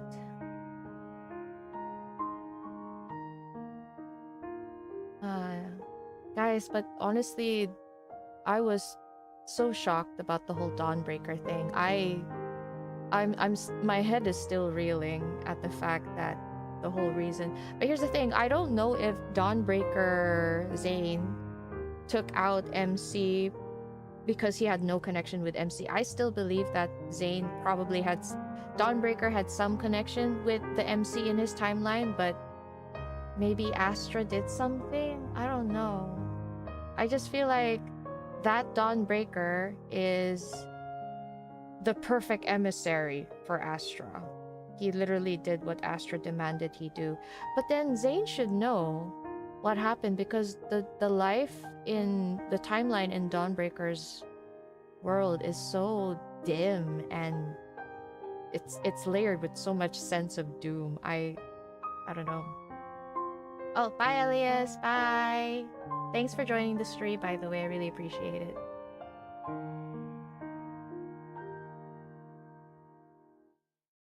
If they inject lore into the banner cards, it might be unfair when people don't get it. That does... yeah, that does make a good point, yeah. That does make a good point. When he's Dawnbreaker, he can't control what he is doing as Zayne. I don't think so, no. But I do think that Dawnbreaker is definitely from a different timeline. It's not because he... Well, yeah, he did lose control, but he lost control to a different consciousness of a different timeline of himself. It's not because Zayne, Dawnbreaker is this ominous being that's like, oh, I'm gonna control it. No, it's just that when Dawnbreaker takes over, of course, Dawnbreaker's mission and priorities are different from Zayne, and that's what scares Zayne the most, you know?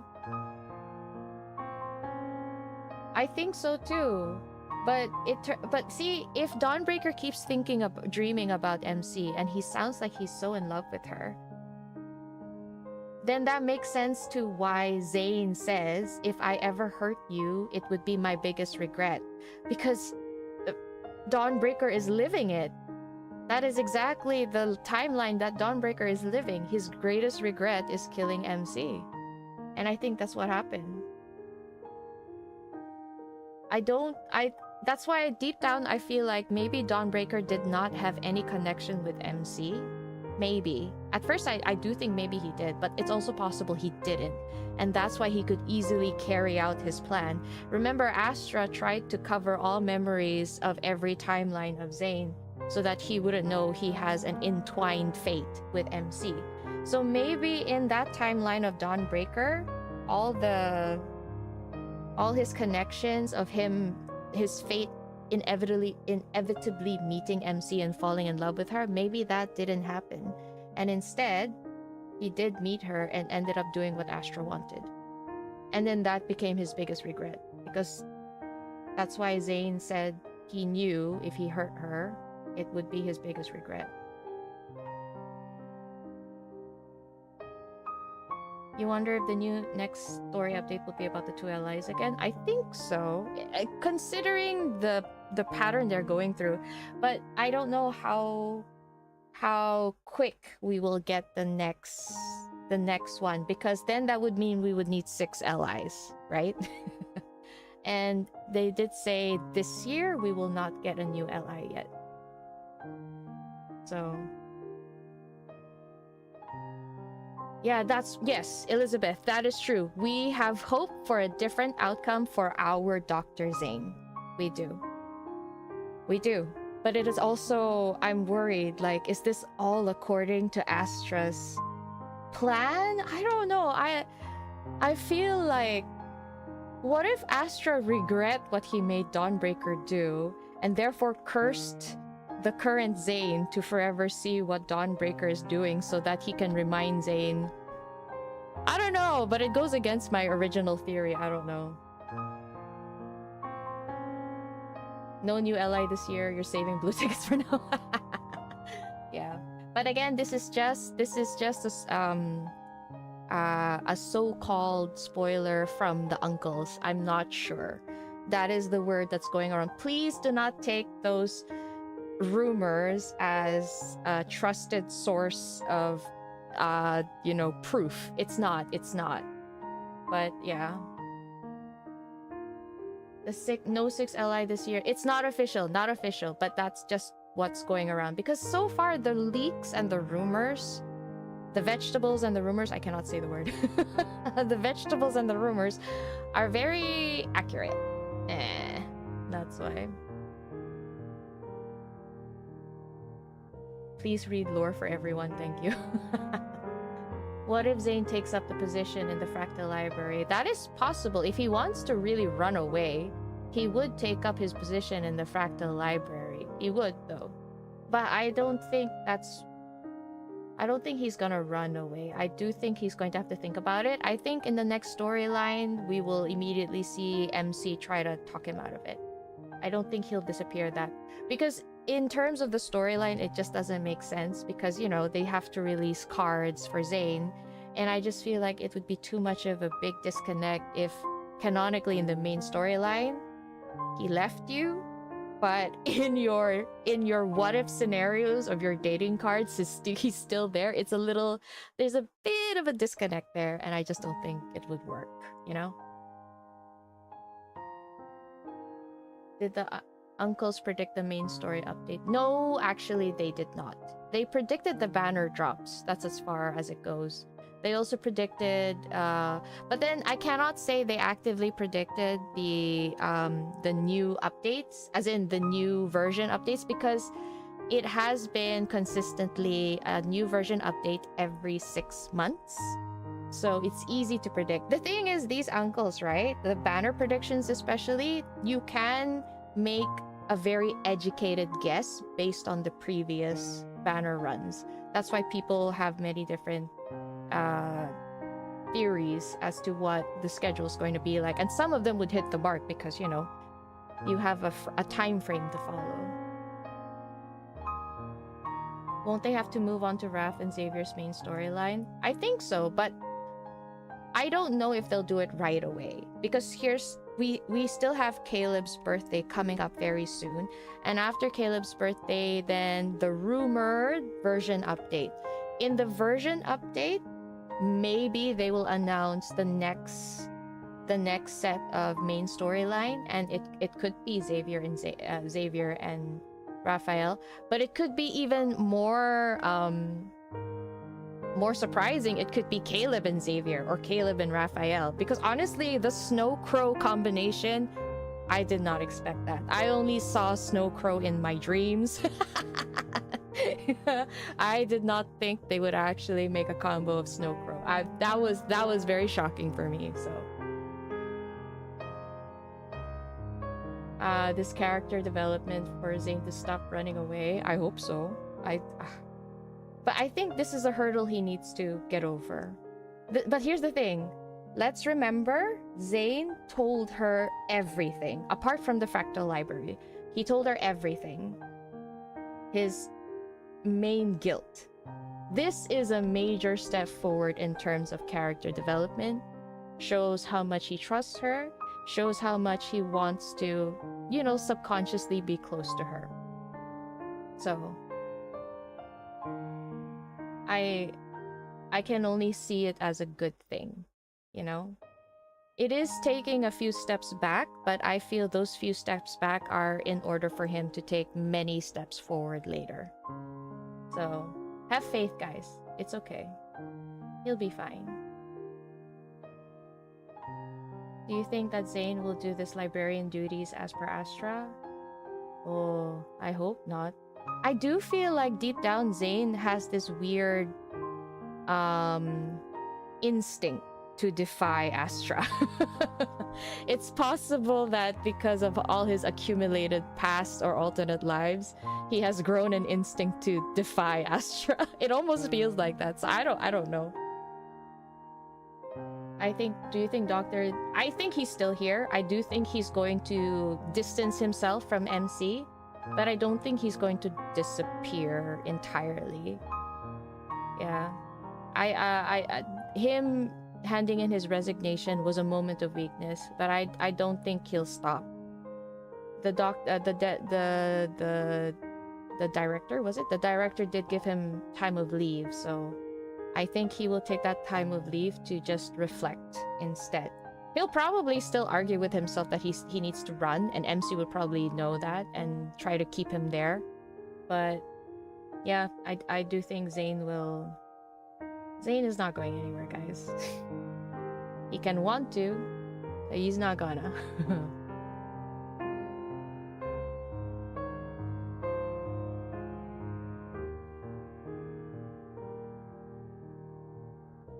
Oh, that's true. The new owner will be an atheist. But remember, the admin that said that, they said that it's inevitable that he will take up as the new admin. So they're talking about a far, far future. But remember guys, MC is the variable. Whatever fate that everyone has, because of MC's involvement, that fate is not determined. And that is exactly why Astra hates her. Hates her or just doesn't want her around. I don't know.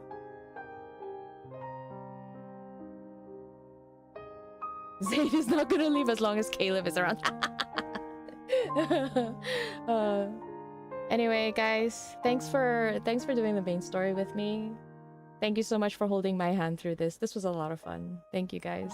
I gotta go. Unfortunately, I have work tomorrow. But the thing is, I don't know if I'll be able to sleep like this. Jesus Christ. Okay. But yeah. Anyway, guys, I think there are a lot of people who are interested in the Master of Fate lore, so I would like to schedule another live soon, maybe next week, to do a Master of Fate stream. So if you guys are interested, do feel free to join. That way we can go through his lore, and then maybe we can talk about the theories a little bit. But yeah, thank you guys. I really appreciate it. Group hug for everyone. Don't worry, Zayne girlies. He's not going anywhere. If he goes, it'll only be for a little while, and you'll see him again. And then when you do, you better hug that guy and chain him into the bed, and then don't let him leave, and then lock him up, and then throw away the key, okay? Got it? But yeah, guys, thanks for the stream. Thank you so much. It's okay, Duckling. You don't have the cards. I'll play it for you. But yeah. Good night, guys. Good night. Good night. Good night. Good night. Bye. Bye.